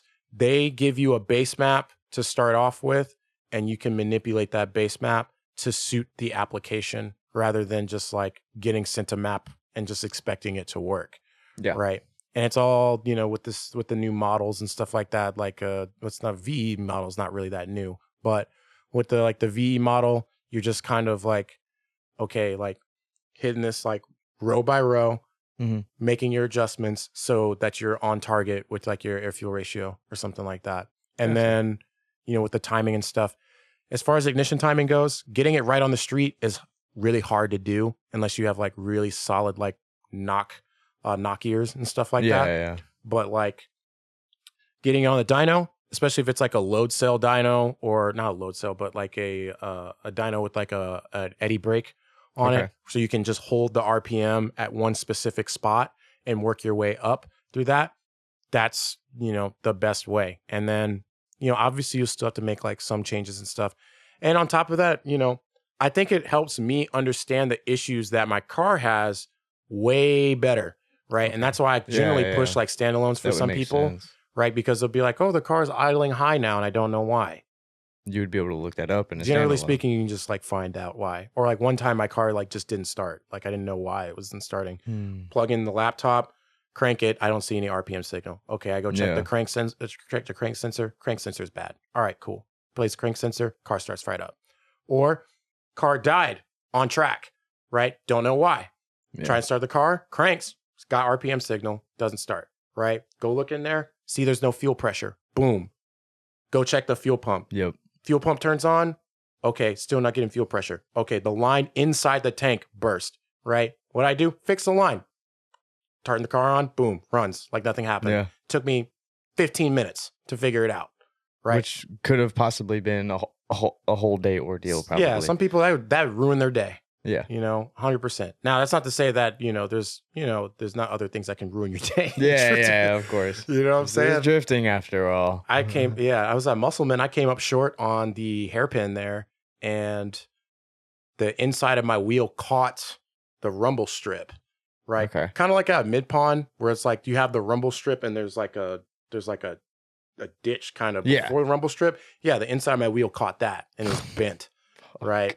So I fixed it, thankfully, 3-piece wheels. There you go. Hit it with the hammer, you're good to go. Yeah. Knock that bitch back in place. Yeah, I hit it with the hammer back in place and like tires sealed up and I just kept driving. Yeah. Right? I'm not saying this is a wheel. This is not a real wheel. Like, not to get back on that subject.